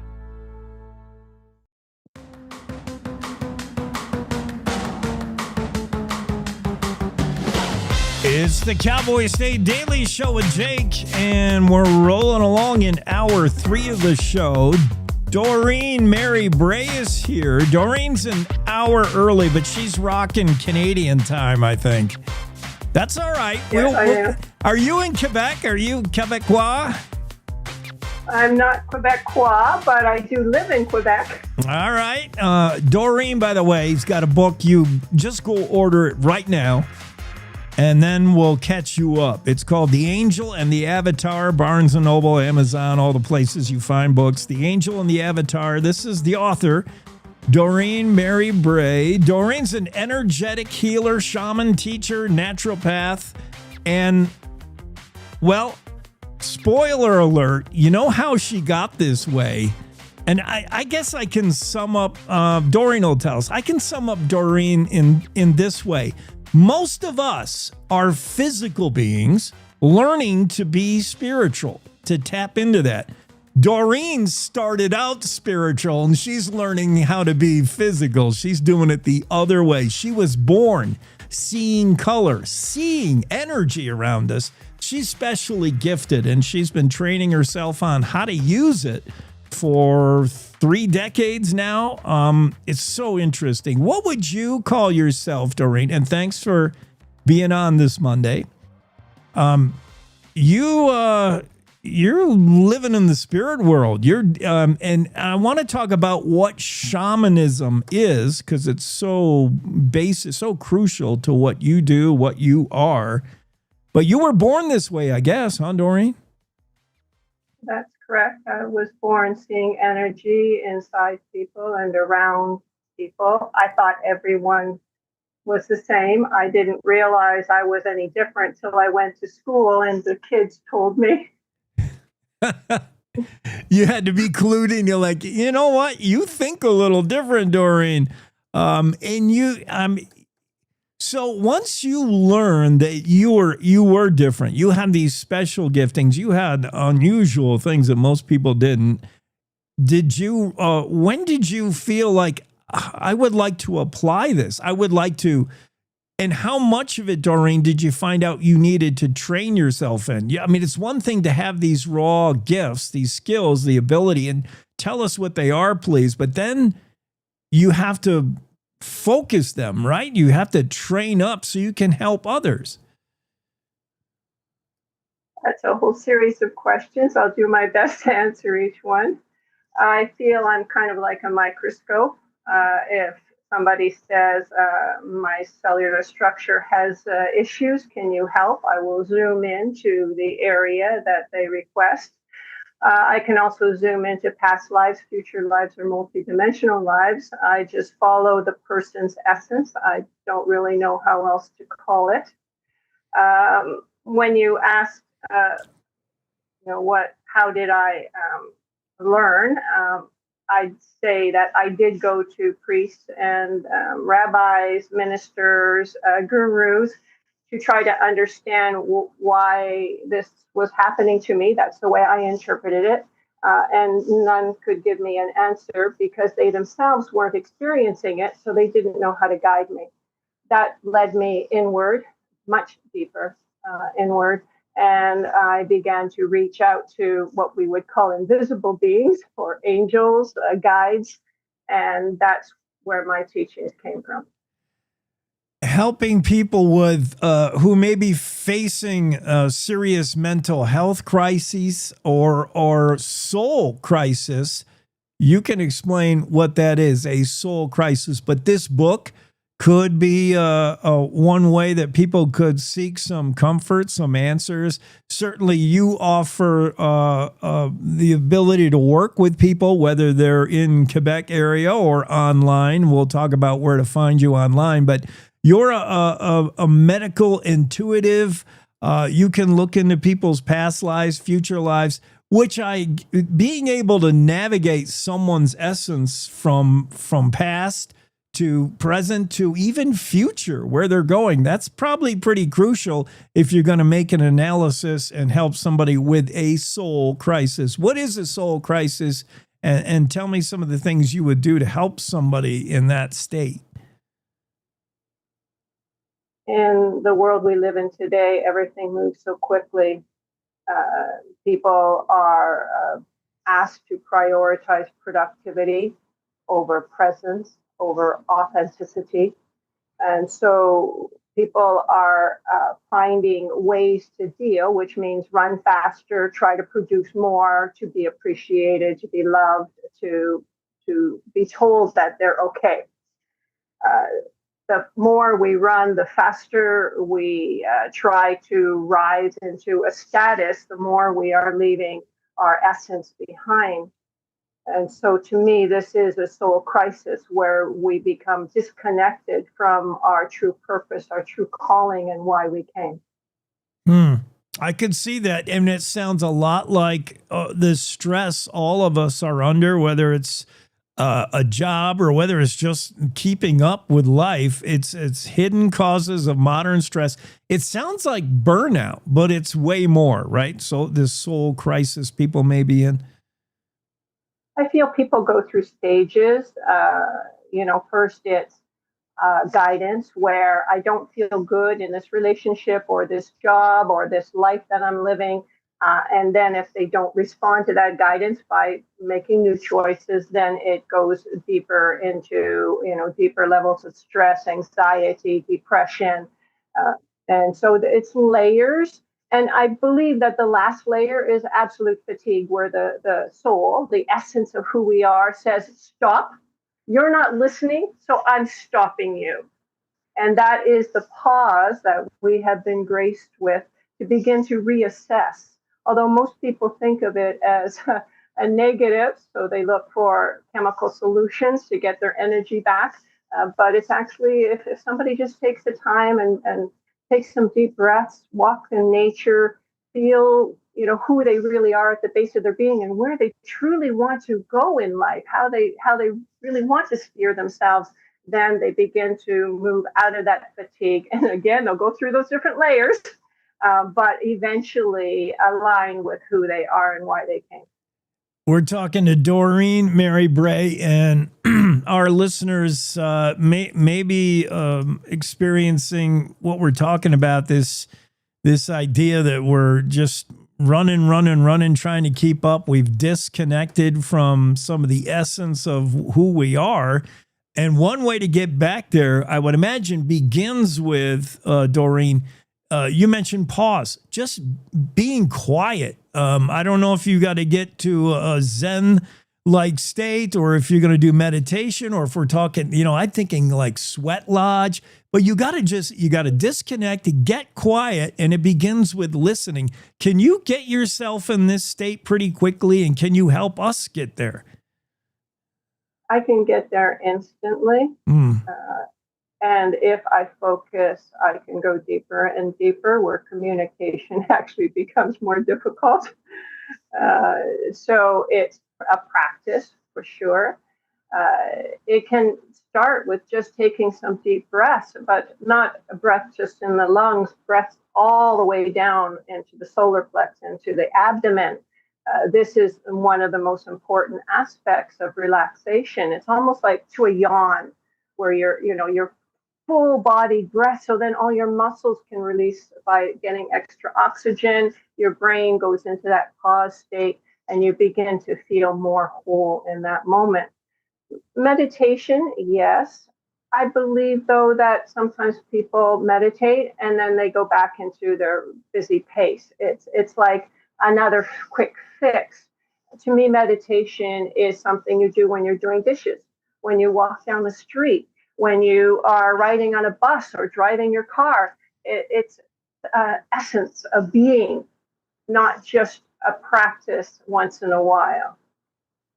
Doreen can get there like snapping a finger, but she's worked at it for 40 years, trying to develop her skills, her tools, powerful, multi-dimensional souls capable of living with clarity, courage, and deep spiritual connection. She can get you there. The book is a good start. What can we learn from the book? I got a feeling, Doreen, the angel and the avatar, that the lead character, this is fictional, nonfiction. It's hard to really put a label on it, but Samara, is that the angel? That's got to be you. Yes, definitely. The angel and the avatar is a story. I believe that people learn much faster through story because story repeats itself in your mind, whereas facts can just come and go. So it's a story about an angel who really, really, really wants an avatar, a human body. Yeah. So that she can come and walk on earth. And it's all the trials and tribulations she needs to go through in order to be finally granted or gifted this human body so she can walk on earth. That's pretty cool. It sounds fascinating. I'm going to tell people where they can get that and how to look for it. I also want to talk about your website if people want to dive deeper, learn more about you and what you may be able to offer them. But one last thing, I'm trying to understand, Doreen, the extent of who you are, the spirituality, the shamanism, and what you see. We hear about people that see colors, they see auras around people, but You are way more than that. I heard you talking about being able to see and perceive the molecules that make up a coffee table and how they're the same that make up you and the same that make up the microphone I'm talking. It's just fascinating how you see the world, Doreen. Yes, for me, it's normal. I do believe, though, that anyone can perceive at that level if they uncondition or decondition their minds. We have been forced to believe that everything is solid, even though in school they tell us it's not. So it's just opening one's mind up to the possibilities. I'm human, like everyone else, like you. So I believe everyone can perceive at the levels I do. It's just faith, trust, and believe in oneself. I want to learn more about you. I might even want to, I want to see you on the internet. If I don't bump into you in another dimension, I'll find you on the internet. Where is your URL? Where's your cyber presence? I'm kind of all over the internet. You just need to punch in my name. But my website's www.doreenmarybay.com. It's an easy one to remember. Doreen Mary Bay, find her on the internet. And while you're on the interwebs, get out there and purchase The Angel and the Avatar. It's on Barnes & Noble, Amazon, everywhere you buy books, right? That's correct. Doreen, it's our great pleasure to be able to visit with you in this dimension on this show. But I am fascinated by people like you. There are not many people that do what you do. I appreciate it and all the help that you've given folks and all the help all the help you will give people. Thanks for being on. Thank you so much for having me on, Jake. You bet. Have a great Monday. We got to take a break for top of the hour news. That's now. We'll see you on the other side.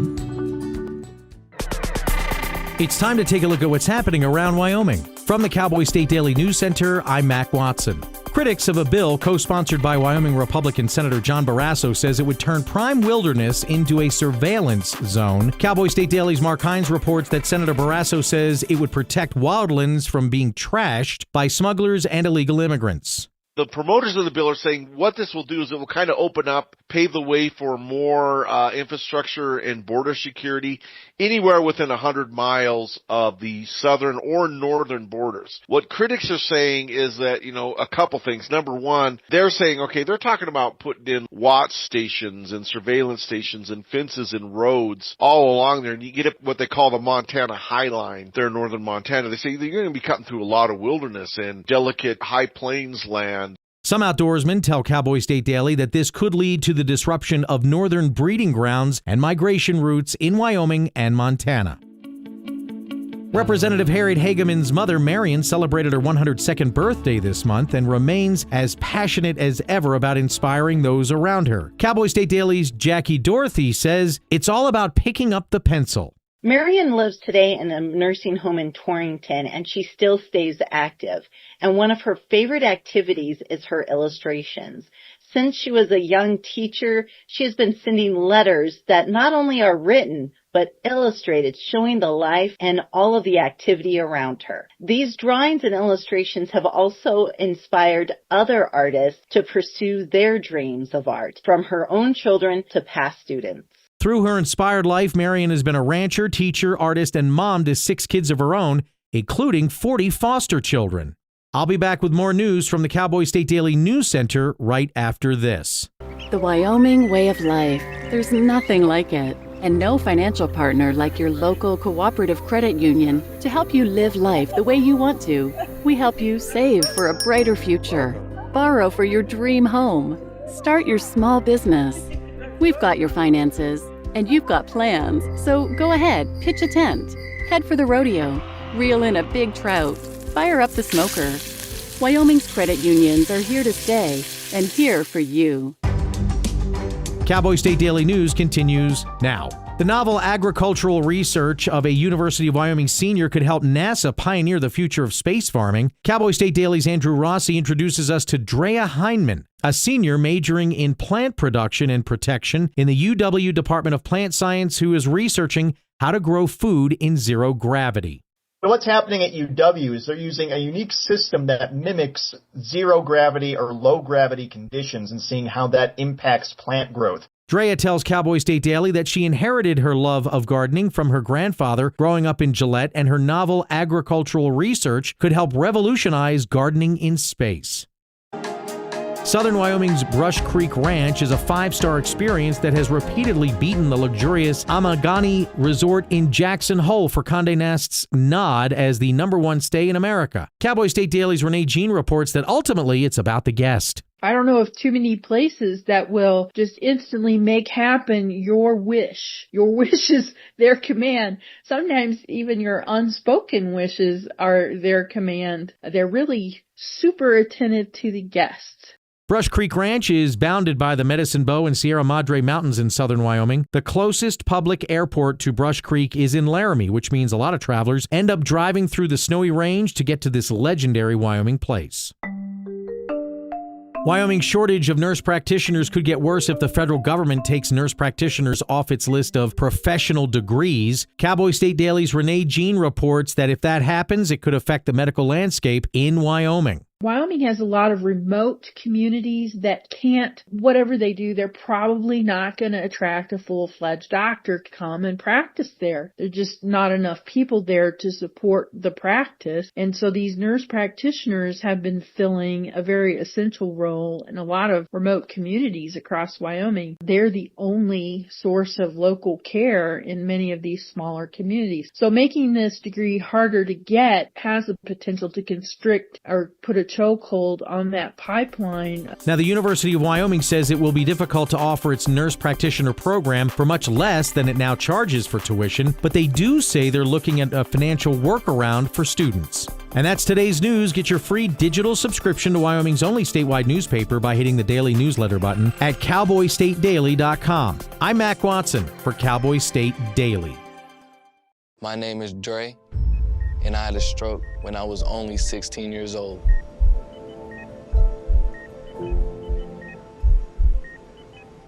It was a normal Saturday. He played 2 games back-to-back. During the games, something was off. He said his arm felt heavy. By 1 a.m., he was in emergency brain surgery because he was having a stroke. I didn't want to, but I felt like I was just giving up. That's when I found American Heart Association. They saved me that night.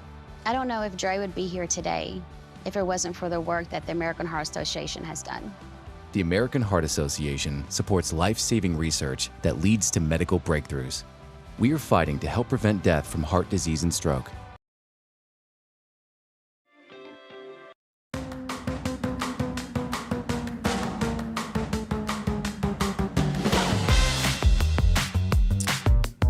Cowboy State Daily Show on a Monday after a holiday weekend. I know it's hard to get back in the swing of things. Mondays. Dale, what's the most productive day of the week? Your guesstimation. Mine? Thursday is mine, I think. Is that right?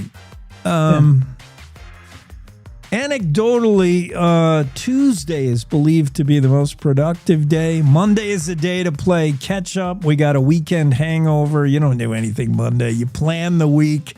You catch up on emails, but you're not really being productive. Tuesday is the day we really dig in. We're back at it. Thursday for you, because you want to get it all done so you can take, kind of half a Friday and mail it in. I see where you're going, man. Thursday for Dale. Thursday is when you do the all-nighters or whatever you have to do so you can get off early on Friday. Totally. Yeah, Thursday you've got to grind. That sounds like that's a writer there. Writers need deadlines. Tuesday the deadline isn't looming. You're like, we'll get to it. Thursday I'll get here and then Thursday's here. The weekend's here, and you got an editor saying, where is that story? I can see that. Thursday's the day. Hey, I want to talk about the Capitol Christmas tree. I remember this like it was yesterday. It's Capitol Christmas tree. The year it came from Wyoming, I believe the only time it came from Wyoming, 67-foot Engelmann spruce. It happened in 2010. And Dale Killingback tells us all about it. Yeah, and that was, a lot of people remember that tree, and it was an exciting time here in Wyoming, according to the people I talked to.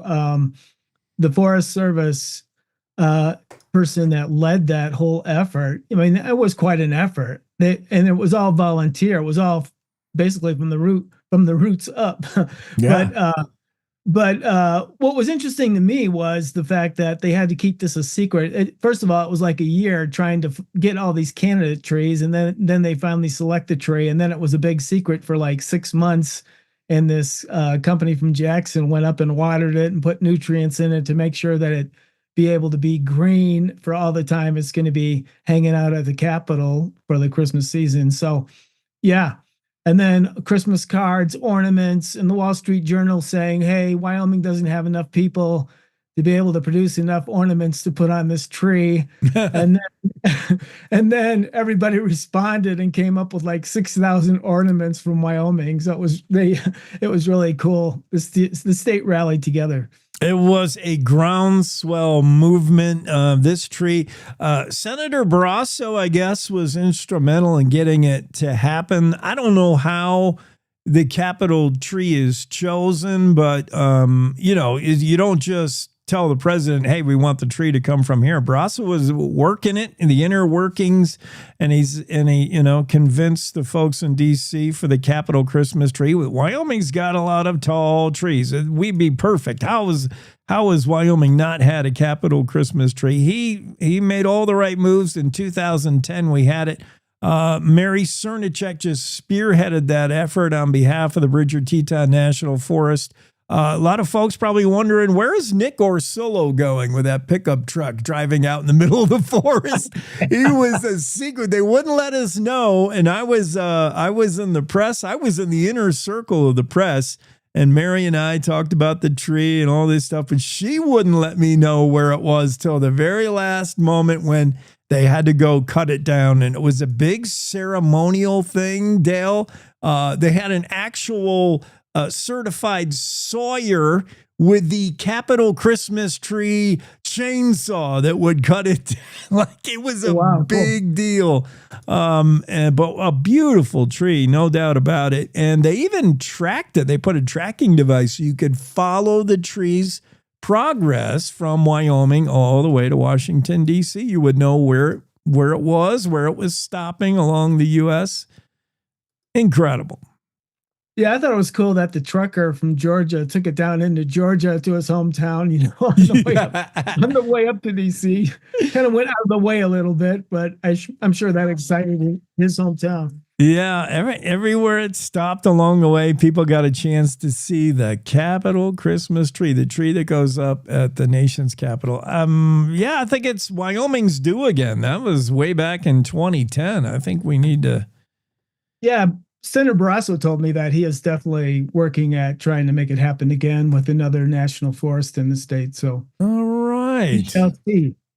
Well, I hope so. But yeah, that one in 2010, it was a big deal.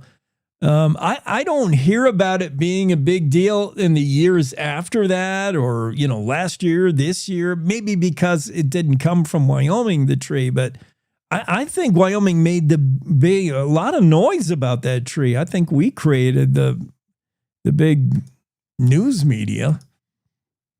Yeah, I mean, the Wall Street Journal talking about Wyoming not producing the ornaments.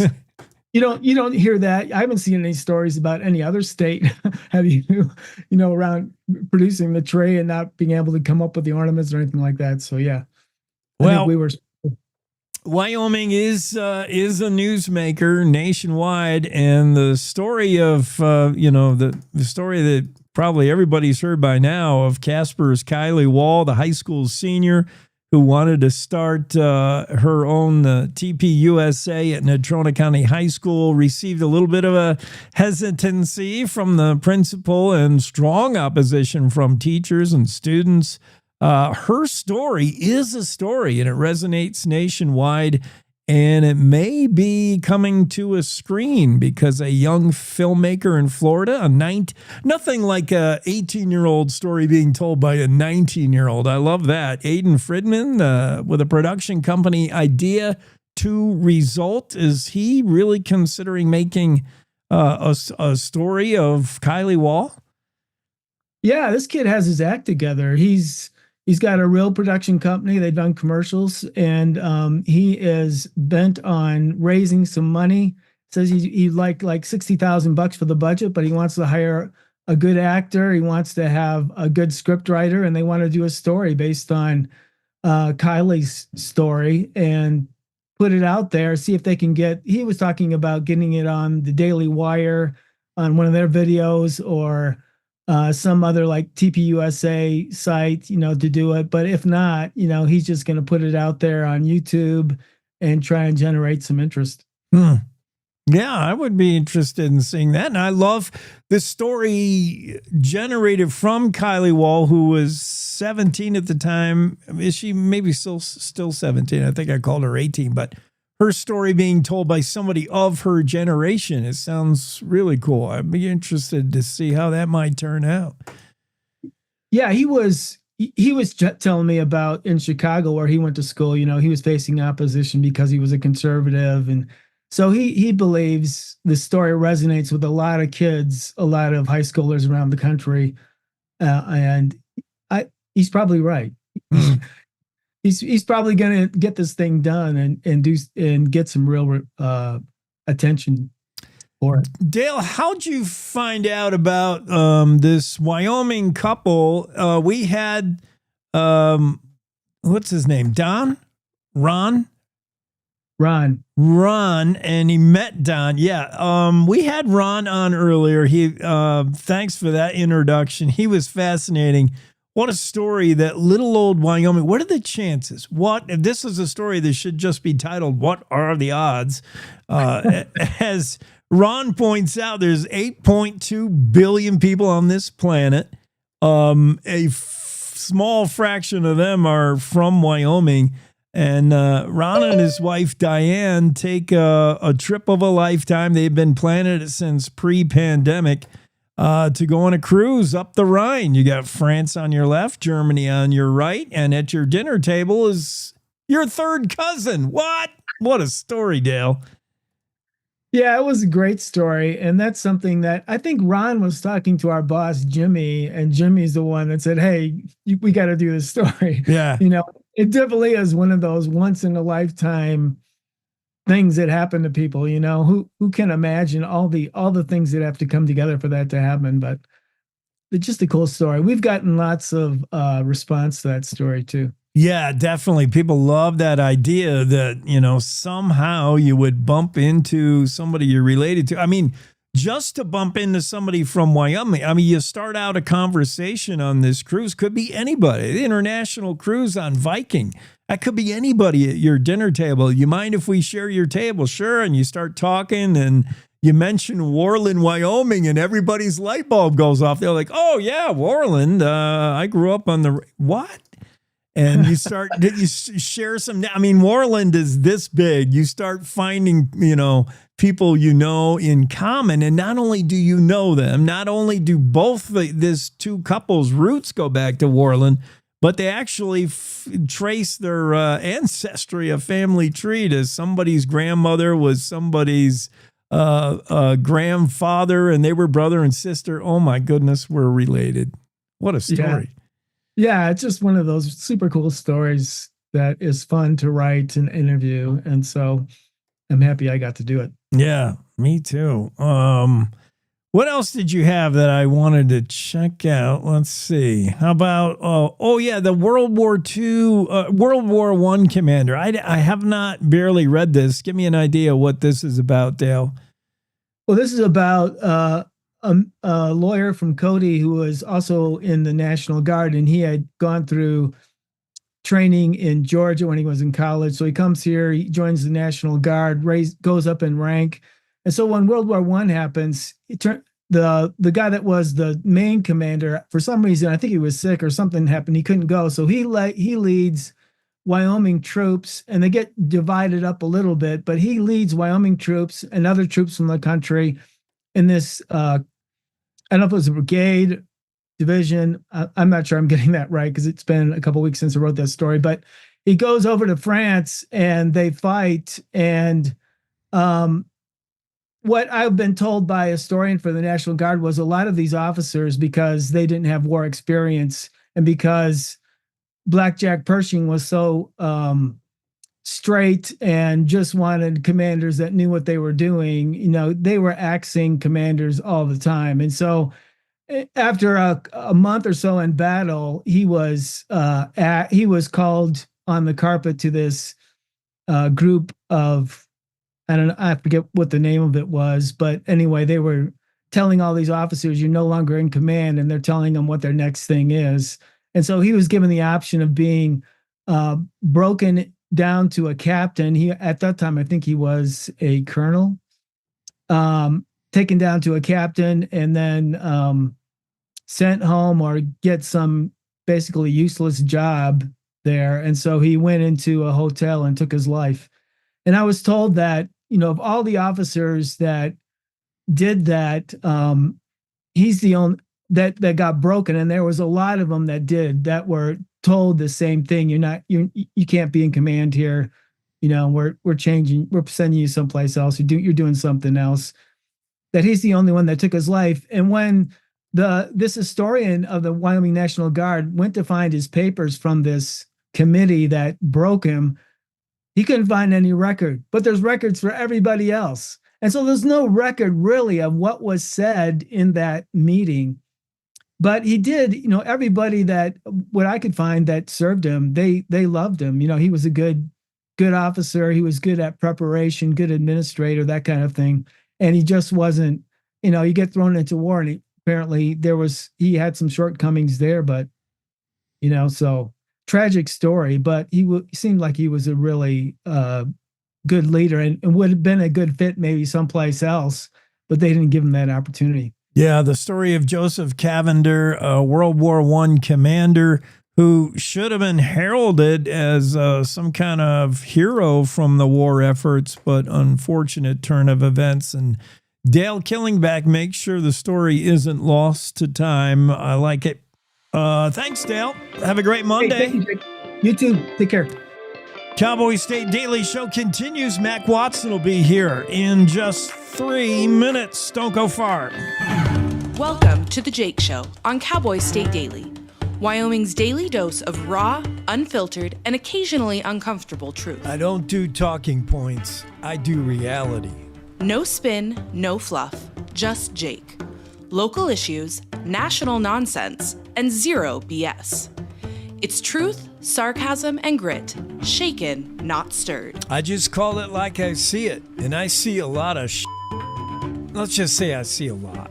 From the capital to the county fair, if it matters to Wyoming, Jake's got something to say, and he's not asking permission. The West was built by people who weren't afraid to speak up. I'm just keeping the tradition alive. The Jake Show, weekdays on cowboystatedaily.com and wherever you get your dose of reality. Not for the easily rattled, perfect for everyone else. This is the Cowboy State Daily Radio Network. Nestled between Casper Mountain and the North Platte River, you'll find the heart of Wyoming, with a bustling downtown centered around our outdoor haven. Casper is for adventurers, freedom seekers, and rule breakers who find beauty off the beaten path. So untouchable history, a vibrant community, and uninterrupted outdoor recreation define your travel itinerary. Allow us to welcome you to the one and only Casper, Wyoming. Plan your trip at visitcasper.com. All right, look at you taking the stairs. Who are you? We're your lungs! We are proud of you for quitting smoking, but you still may be at risk for lung cancer. A routine cancer scan can detect it early when it's more curable. Good to know.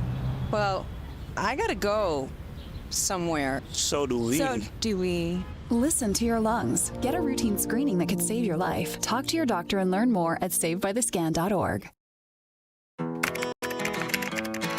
I think I finally found. Hey, how you doing? Hey, Mason. Hey, Mason. Got a new house. It's looking pretty cool so far. A place that I call home. I'm teaching Louise how to cook some lasagna. It only takes a spark to make a fire start.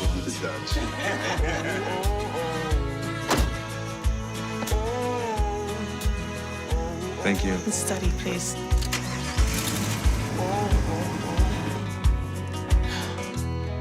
I think I finally found a place to make my own. A place that I call home. This place that I call home.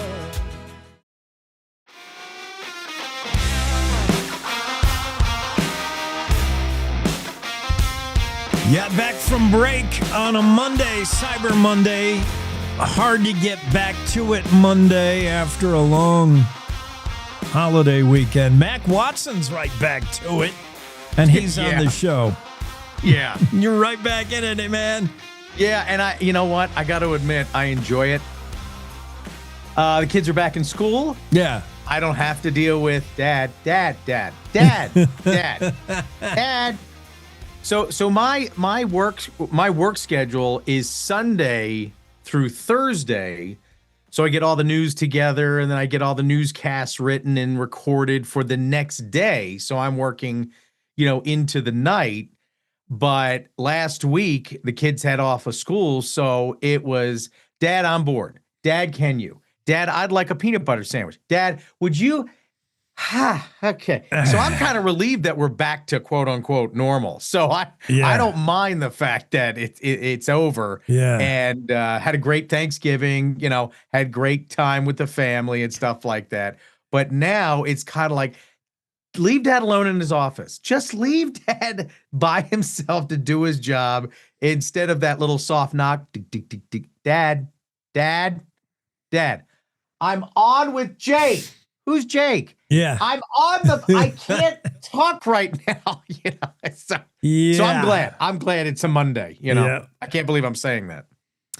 Well, what to make of the Denver Broncos? That's a great question. I was in a group meeting this morning, and one of our editors said, "Hey, they won.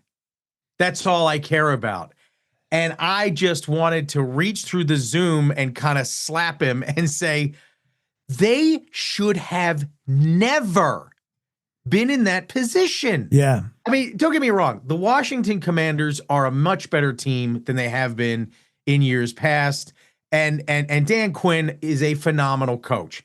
But you've got a backup quarterback who did not make an impression in the NFL. He came out of the University of Hawaii, Marcus Mariota. He came out, and by the way, his name is Marcus Mariota. They kept calling him Mariota. They kept pronouncing the last T. Mariota. It's Mariota.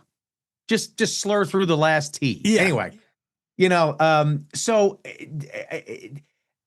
Washington would not go away. And for you to be, it doesn't matter whether it's, MLB, NBA, NHL, you've got to close. You've got to make sure you're in command of the fourth quarter, the third period, whatever it is, and you've got to close. And Denver, God bless them, should have never gone into overtime. It should have never gone to that last play, which if that guy, and I forgive me, I forget his name, had not tipped that ball and they had scored 2 points, Washington would have won and they didn't deserve to win.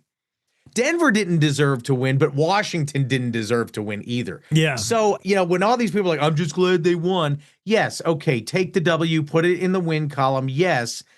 But if you're going to be 10-2, you can't keep winning like that, because that's when things kind of fall apart. It's kind of like luck of the Irish kind of thing. Well, after a little while, According to my Uncle Dave, the luck of the Irish runs out and he catches up to you. You know what I mean? Denver has gone to that well once too often. You're right. I had the same feel. I'm not a Broncos fan, but I'm thinking if I am a Broncos fan, I don't want to be negative Nelly, glass half empty, but I am worried about the way Denver has been winning, but like pulling it right out of their fanny out of the fire. How many times can you do that?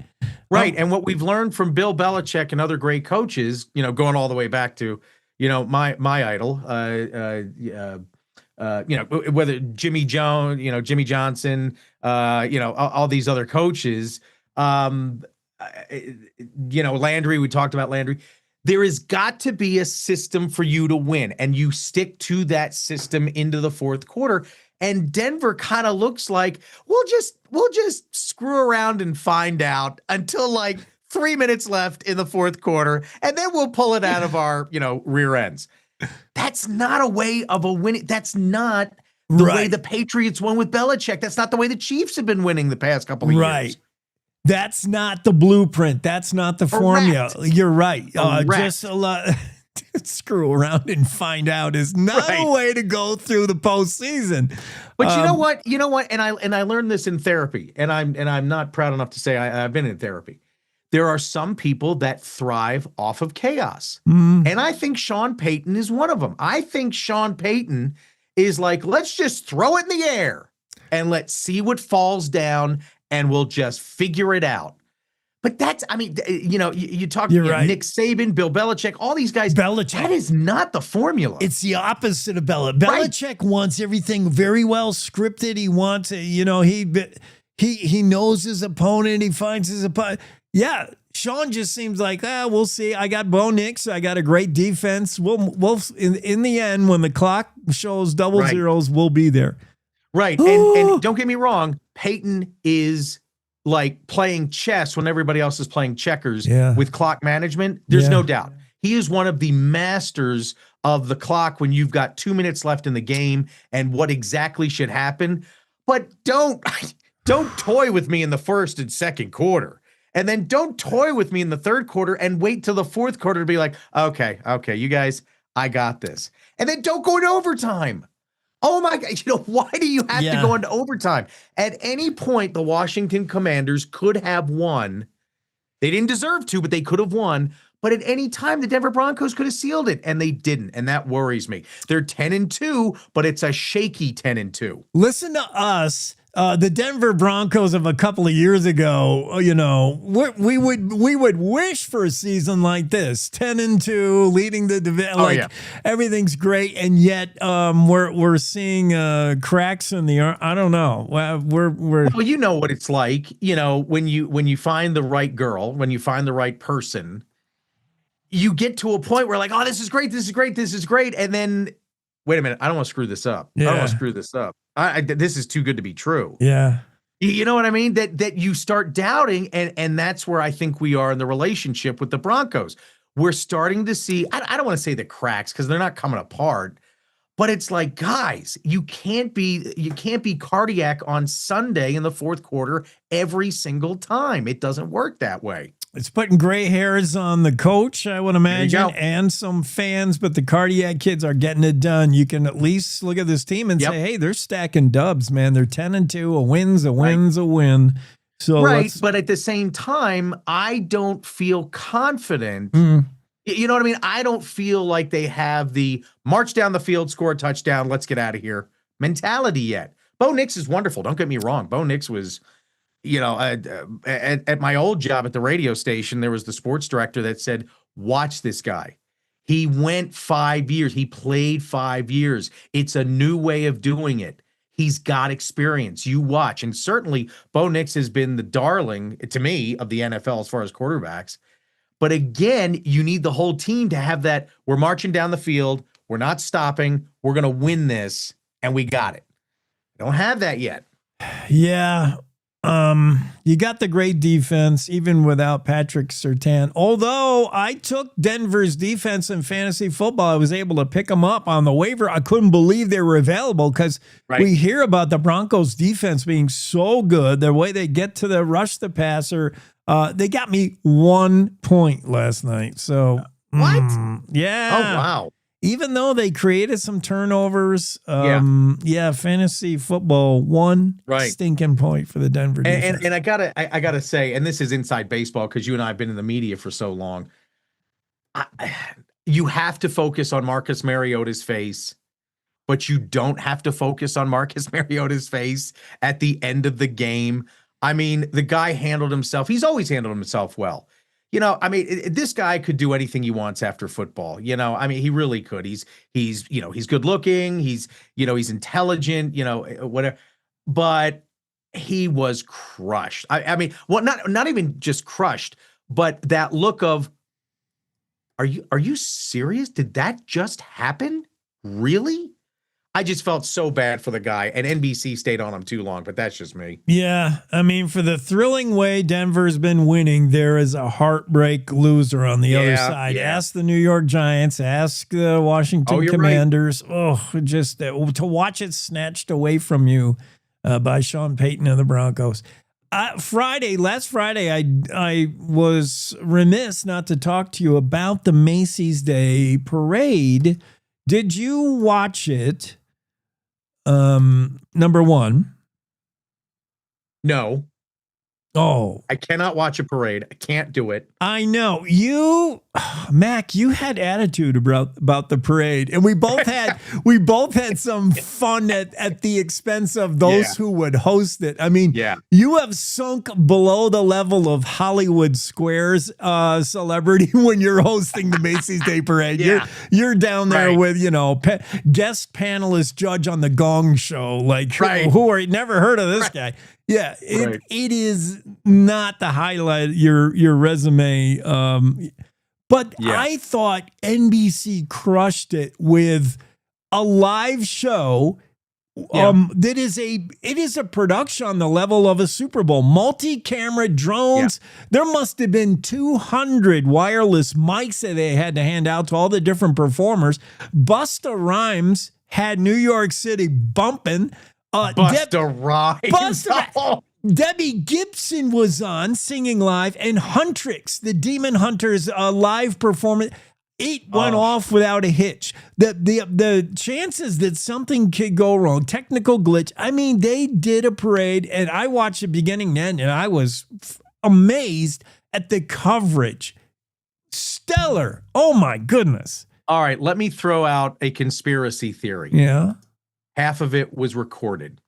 A lot of it. There was some lip syncing for sure, Mac. Yeah. Half of it was recorded, but you're right. You're right. Technically, it was brilliant. Technically, it came off. Yeah, because I've seen it. I just feel that it's kind of like a hockey game. You should watch it in person rather than on a screen, going from this chatty Cathy to this chatty Cathy to this chatty Cathy to this chatty Cathy. That's just my personal preference. Yes, but you would miss, I mean, you could see it alongside the parade route, and I've seen like 3 or 4 of them. I lived in New York, and I see the parade, go by, but you don't get the performances for TV at the grandstand or whatever it is. And I was actually surprised by how many did sing live, and I have an ear for that, and I'm watching them. Yeah, right. And I was impressed with how many did sing live and how many just killed it, man. I mean, what a show! Even down to the high school bands that had to run to get in place because whatever big name act was coming off the thing, then they would go to the Talking Heads. Al Roker, he's been doing it for 30 years, Al Roker. And they would set up the next, and that next is the Washington State Marching Band, and these kids had to get to that spot, and they had to run like double time. You're watching the dude with the tuba running to get there, and then they got there and they're out of breath, and they killed it. I thought, NBC just, what a production, and it went off. Well, they've been doing it for years. Yeah, I mean, they've got it down. Yeah, Yeah. I'm just a curmudgeonly old man. That's what all I do. I was, and I was the same. I'm like, you know what? The parade, you put it on in the background while you're in the kitchen. But I was eyes glued to the thing the whole time. I'm like, that's great. Wow. It was a show. So many music performers. It was entertainment. Because otherwise, it's like watching a NASCAR race. You're watching for disaster. You're watching for Spider-Man to take off and drag 4 people across Central Park. I want to see that balloon go down. Yeah, I want the crash and burn. No, I was rooting for NBC. I'm like, man, I even was rooting for the dude that was riding levels on Al Roker's mic because he would talk softly and then he would yell into the mic, and I'm like, oh, the poor audio guys trying to. The guys in the trucks are like, stop it, Al, stop it. Al. I could just see them telling him, you don't need to yell, Al. You've got a microphone. You bring that up, and it's. I think I've told you before. I've done 3 parades here in Cody. I put it on the radio in Cody by myself. Yeah. I would love for us to do the Cody July 4th parade. But I hear what you're saying. It would be, I mean, the amount of technology and the amount of, oops, what could go wrong is so, right there. I don't know if we could pull it off like NBC, but that would be really cool to get you up here and you and me and with somebody from the Chamber of Commerce who I love. She's great. To do that parade, because Cody's parade, the 4th of July, I mean, people come from out of town to watch the parade. They come from out of town to celebrate the 4th of July because Cody does it so well. I would love to get that parade out, visually, audio-wise, with some, media outlet. But you're right. It takes a lot behind the scenes to pull that off. NBC coverage of the Macy's Day Parade, and Cowboy State Daily says, hold our beer. We're going to cover the Cody Parade. Oh, I don't know about that. I hold my beer. I don't know about that. But yeah, I mean, it would be fantastic because it's a really darn good parade. It really is. Hey, Mac, you know who we talked to this morning on the show, and it was so cool. Ron Downing was on. Ron and his wife, Diane, had their dream vacation. Finally, they've been planning it since pre-pandemic.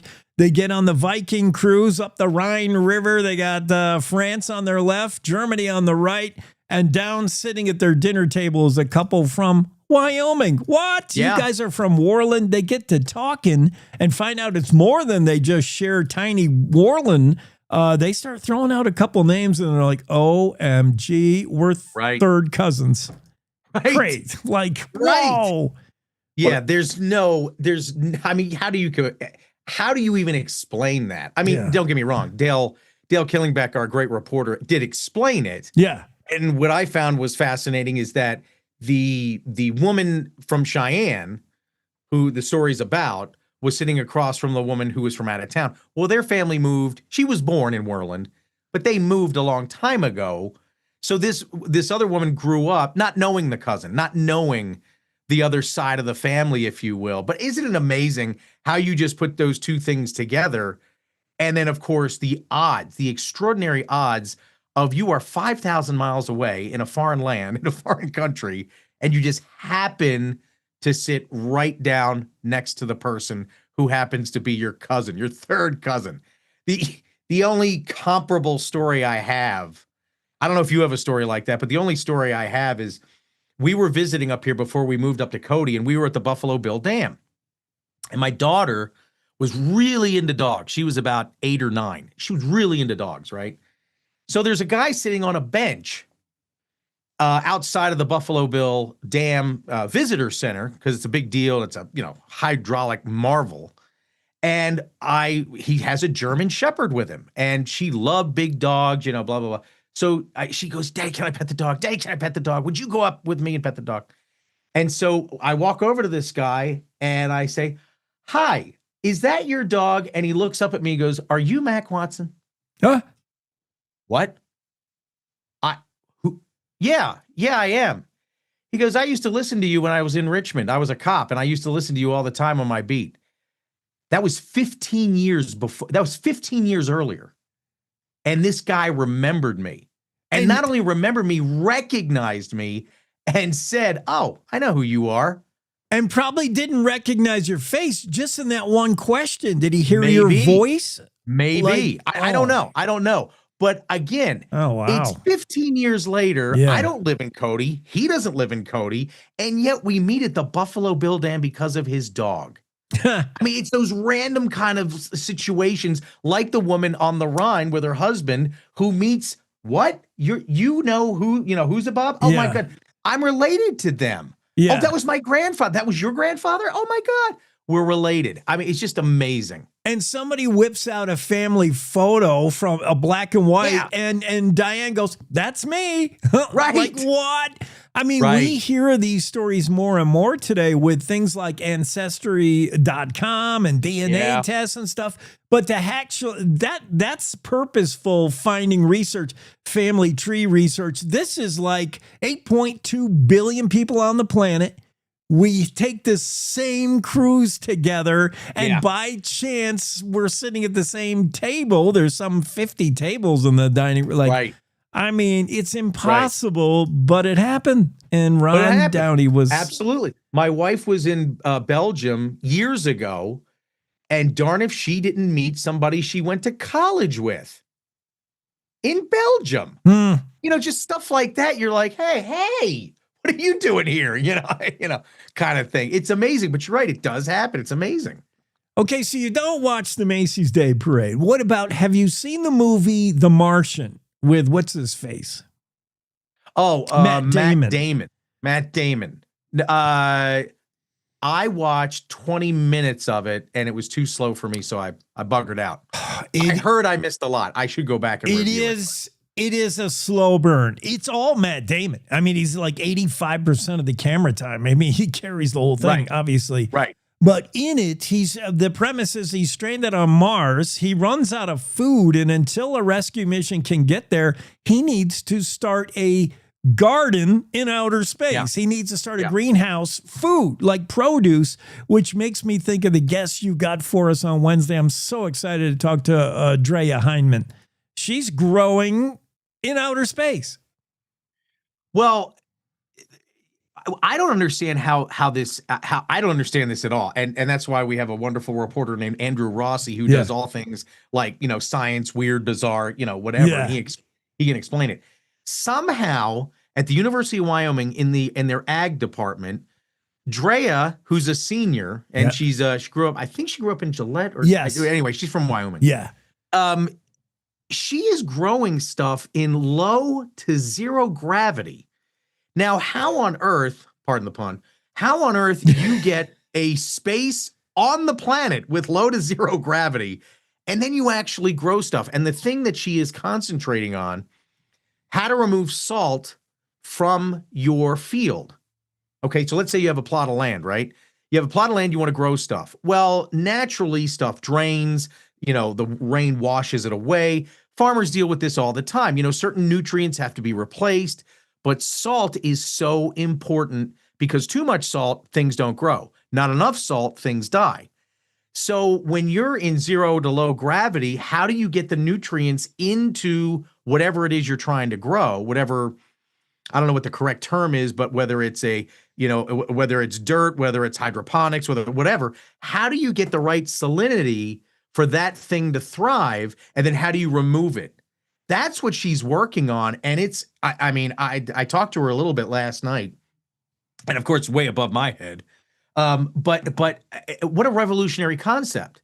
Yes, we could possibly learn to grow stuff on the space station, on Mars, on whatever, because as Andrew Rossi pointed out, it takes 9 months to get to Mars. And quite frankly, you can't pack enough food, freeze-dried food to get you there. You're going to have to start growing your own. So this young lady may be one of these, I don't want to say Madame Curie's, but you crack the code on growing food in space. That's a pretty big deal. Pretty big deal. So I'm excited for your interview on Wednesday because she's just such, she's smarter than us. We got We got into the radio business. She's much smarter than us, that's for sure. How do you grow your own? How do you create a greenhouse in outer space? Yes. It takes a scientist to know. And Drea Hyndman, if you've ever seen this young lady play hockey, you would totally get why there's not a challenge she cannot overcome. She's legit on the ice, dude. She's really good. Now, how did you find that? Because you told me this morning, hey, this is great. She's a great hockey player. How did you know she played hockey? Because I used to follow and still follow our own Jackson Hole, our girls hockey team, the U16, the U18. We're really, really good. But when the years where she played for the Gillette Grizzlies, I think they came and knocked us around. And her, I remember specifically, like, who the heck is that playing? Yeah. She's playing hockey like a grown man. It's not even fair. She's insane. And it's going to be hard to talk with her Wednesday because she's an Avalanche fan, and they just whipped my Montreal Canadiens pretty good. The Avalanche haven't lost all year, by the way. They're the hottest team in hockey. Wow. But she's cool. I'm excited to talk to her. We were going to have a guest on after you, Mac, but she came in an hour early, so we got that out of the way. You want to hang? Okay. Yeah, I can hang. Dude, stay here because I want to know what's on your mind. One final break on the Cowboy State Daily Show. We'll be right back. Oh, look. Another national expert explaining Wyoming. Bless their hearts. Look, don't rely on national experts. We do it all ourselves at Cowboy State Daily Radio. Real news for real Wyomingites who actually live here. We tell it like it is, with headlines that hit harder than a spring blizzard and commentary that cuts through all the bull. Cowboy State Daily Radio. It's Wyoming news. No filter, no fluff, no kidding. You're listening to the Cowboy State Daily Radio Network. Wyoming is a place of unlimited potential, a place that inspires us to dream. Since 2014, Wyo Lotto has given back over $180 million to our great state through transfers, winnings, commissions, and more. Dollars that have gone directly into your cities, towns, and counties. Dollars that have changed lives and set dreams in motion. Thank you, Wyoming, for a legendary 10 years. We can't wait to dream up what's next.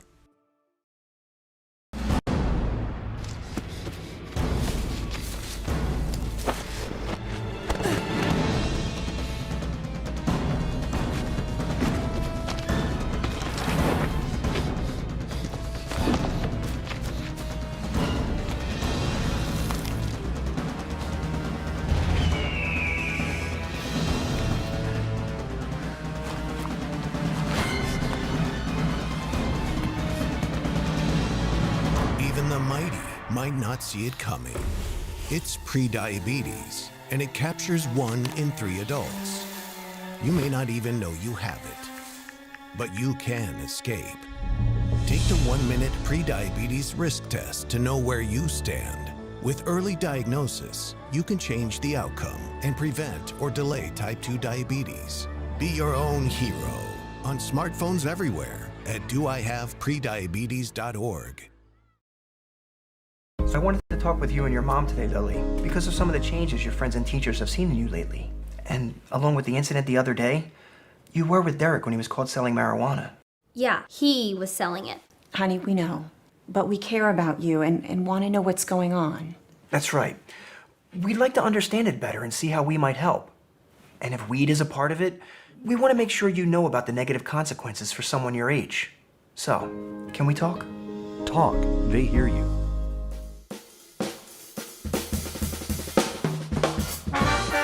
We're back at the Cowboy State Daily Show on a Cyber Monday. Mac Watson is with us. Mac, we're 0 for 2 on things that I've watched that you haven't. Let's try to go. Yeah, I don't watch much stuff, man. I mean, let's see if I we just can don't go watch a lot of stuff. 0 for 3. Okay. Or one last ditch effort. Stranger Things. I've seen an episode. I've seen 1 episode. Oh, you got to catch up. I know. I've heard it's fantastic, but you're talking to a guy that's never seen an episode of The Sopranos either. So, okay, me neither. Oh, really? Yeah. Oh, New York guy? I'm surprised. I have not. I've lived it, so I don't need to watch it. Dude. Well, Stranger Things, I lived it, so I don't watch. Totally. We grew up in the 80s where our parents never knew where we were. They didn't take they were not, whatever the opposite of helicopter parents, that's the kind of parents that I had. Right. Like, we got on our bikes and we just did what maybe we'd be home for dinner. Did your mom lock you out of the house? No. Okay, my mom would lock me out of the house, lock my sister and I out of the house to clean the house. Oh. So we would be locked out for 2 hours as she was cleaning, because anytime we'd come back in the house, we'd make a mess. I think like the parents in Stranger Things, for great stretches of time, my parents forgot they had kids. They were like, oh, well, who are you at the dinner table? Like, right. No, right, man, we just did what we just ran wild. We were feral kids in the 80s. And yeah. Also what was popular in the 80s, and I can't believe Andrew Rossi could write a story about Radio Shack and not mention Stranger Things. Radio Shack plays a prominent role in season 2. One of the characters, popular characters, Bob Newby, is the manager of a Radio Shack. Radio Shack, though, so iconically 80s and 90s. Retro. Not dead yet, though, Mac. Well, what I didn't understand is what I didn't know, and then I didn't understand. There is one Radio Shack left? There is one location left? Isn't that what he put in his story, that there is one Radio Shack left in America or something like that? No, well, there's 400 franchises remaining. But he found one in Wyoming. Maybe that was it. One in Wyoming. Or there's not many dedicated brick and mortar, this is all Radio Shack. Now they're all tucked into a business that already operates at some other, a furniture store or whatever. But people don't, if you're too young to understand, Radio Shack was like the Starbucks of electronic stores. Yeah. There was one, it was like the Walgreens of electronics. You could find one everywhere. And whether you needed literally a transistor part or whether you needed, remember there was, they had computers, they made their own computers, Tandy. They had a Tandy, whatever. Yeah, and they made radio. They actually made radios, and their radios were good at the time. Really good. Yeah, and CB radios, regular radios, walkie-talkies, stuff like that. And then kind of like Blockbuster, it went the way of the dinosaur, but there are still, like you said, more than 100 dedicated friends. But I mean, that was the place you went. Oh yeah, get batteries, whatever. Dude, if you needed a 1/4-inch split into stereo, go into an RCA, only Radio Shack had that. For instance, and I know this will date us, but we had things like record players, and they had a needle that we called a stylus. And when you broke it, or rather the cat broke it because he couldn't, couldn't keep his paws off it, and you needed a stylus, this is pre-Amazon. Radio Shack was the only place, man. They filled a crucial gap. Right. And I knew guys that lived there, and they would build all this because they had kits and they had different things. And then guys would kind of like morph or build stuff out of 2 kits or whatever. Yeah. I mean, I was never that geeky of an electronics guy, but like you said, you needed a stylus, you needed a patch cord, you needed batteries, you needed a radio. You'd go to Radio Shack. You're absolutely right. Or you needed knowledge on these things. It was the Napa of electronics. Like they had the stuff, and they had a dude there that was a super nerd who could build you a radio while you waited in 20 minutes. It's like going to Ace Hardware, going in the back, and there's Phil. Phil knows everything about, PVC pipes or whatever. Yeah. You went to Radio Shack. Hey, I've got this output.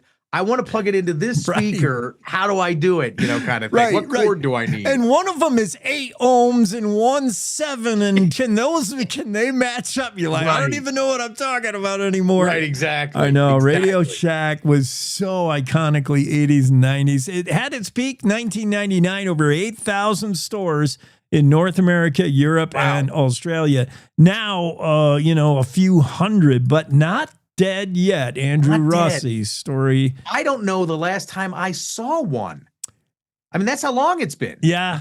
There was one in Jackson Hole not too long ago, but eventually that kept shrinking. It became its whole store, part of a store, almost just that one wall over there. And then it was gone. Right. Oh, geez.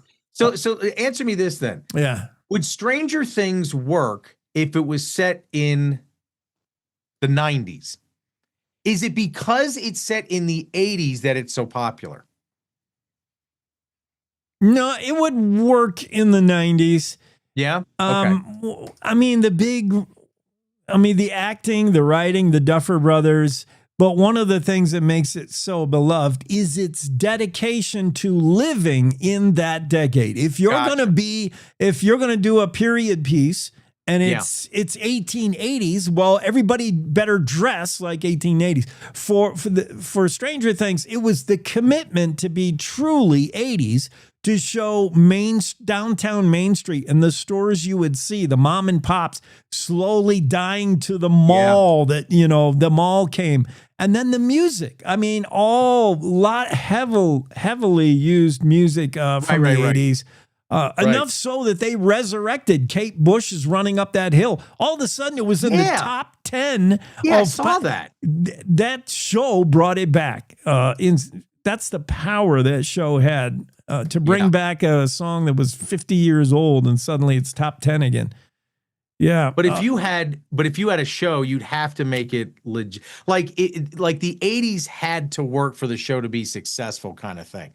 There are certain shows, there are certain things that you've got to nail it. Like that's why I loved Mad Men so much. Yes. Mad Men was so true to the era of the Madison Avenue executive, and it was so well done. And then I don't know how I brought this why I'm bringing this up, but I did a deep dive on Conan O'Brien with Stephen Wright, the comedian. Mm-hmm. They went 20 minutes on one joke, and it's Stephen Wright's joke of, I went to a place that serves breakfast anytime, so I ordered French toast during the Renaissance. And what he said was, if I had said any other time period, it wouldn't have worked. It would not have worked. I chose the Renaissance because the structure of the joke, the way the punchline landed. If he had said during the Industrial Age, wouldn't have worked. If he had said the Roaring 20s, not. But French toast during the Renaissance. Yes. It's just amazing how everything has to come together perfectly for it to work. Yes. And you're right. Stranger Things does remind me a little bit of Mad Men and how it totally lived in the 60s, highlighted the 60s, was so true to its time. Same thing for Stranger Things with the 80s. Absolutely. Yeah. Hey, man, thanks for coming on this Monday. Sure. Always glad to do it. I'm having an unproductive Monday like the rest of America, but Mac is digging right into it, man. All right. Get to work. Do it for us. Thanks, buddy. See you, bud. Cowboy State Daily Show. That's Mac Watson, which will close out our final hour. Thanks so much for making us a part of your Cyber Monday. We'll see you tomorrow, same time. Good morning. This is the Cowboy State Daily Morning Show with Jake. The new way Wyoming wakes up.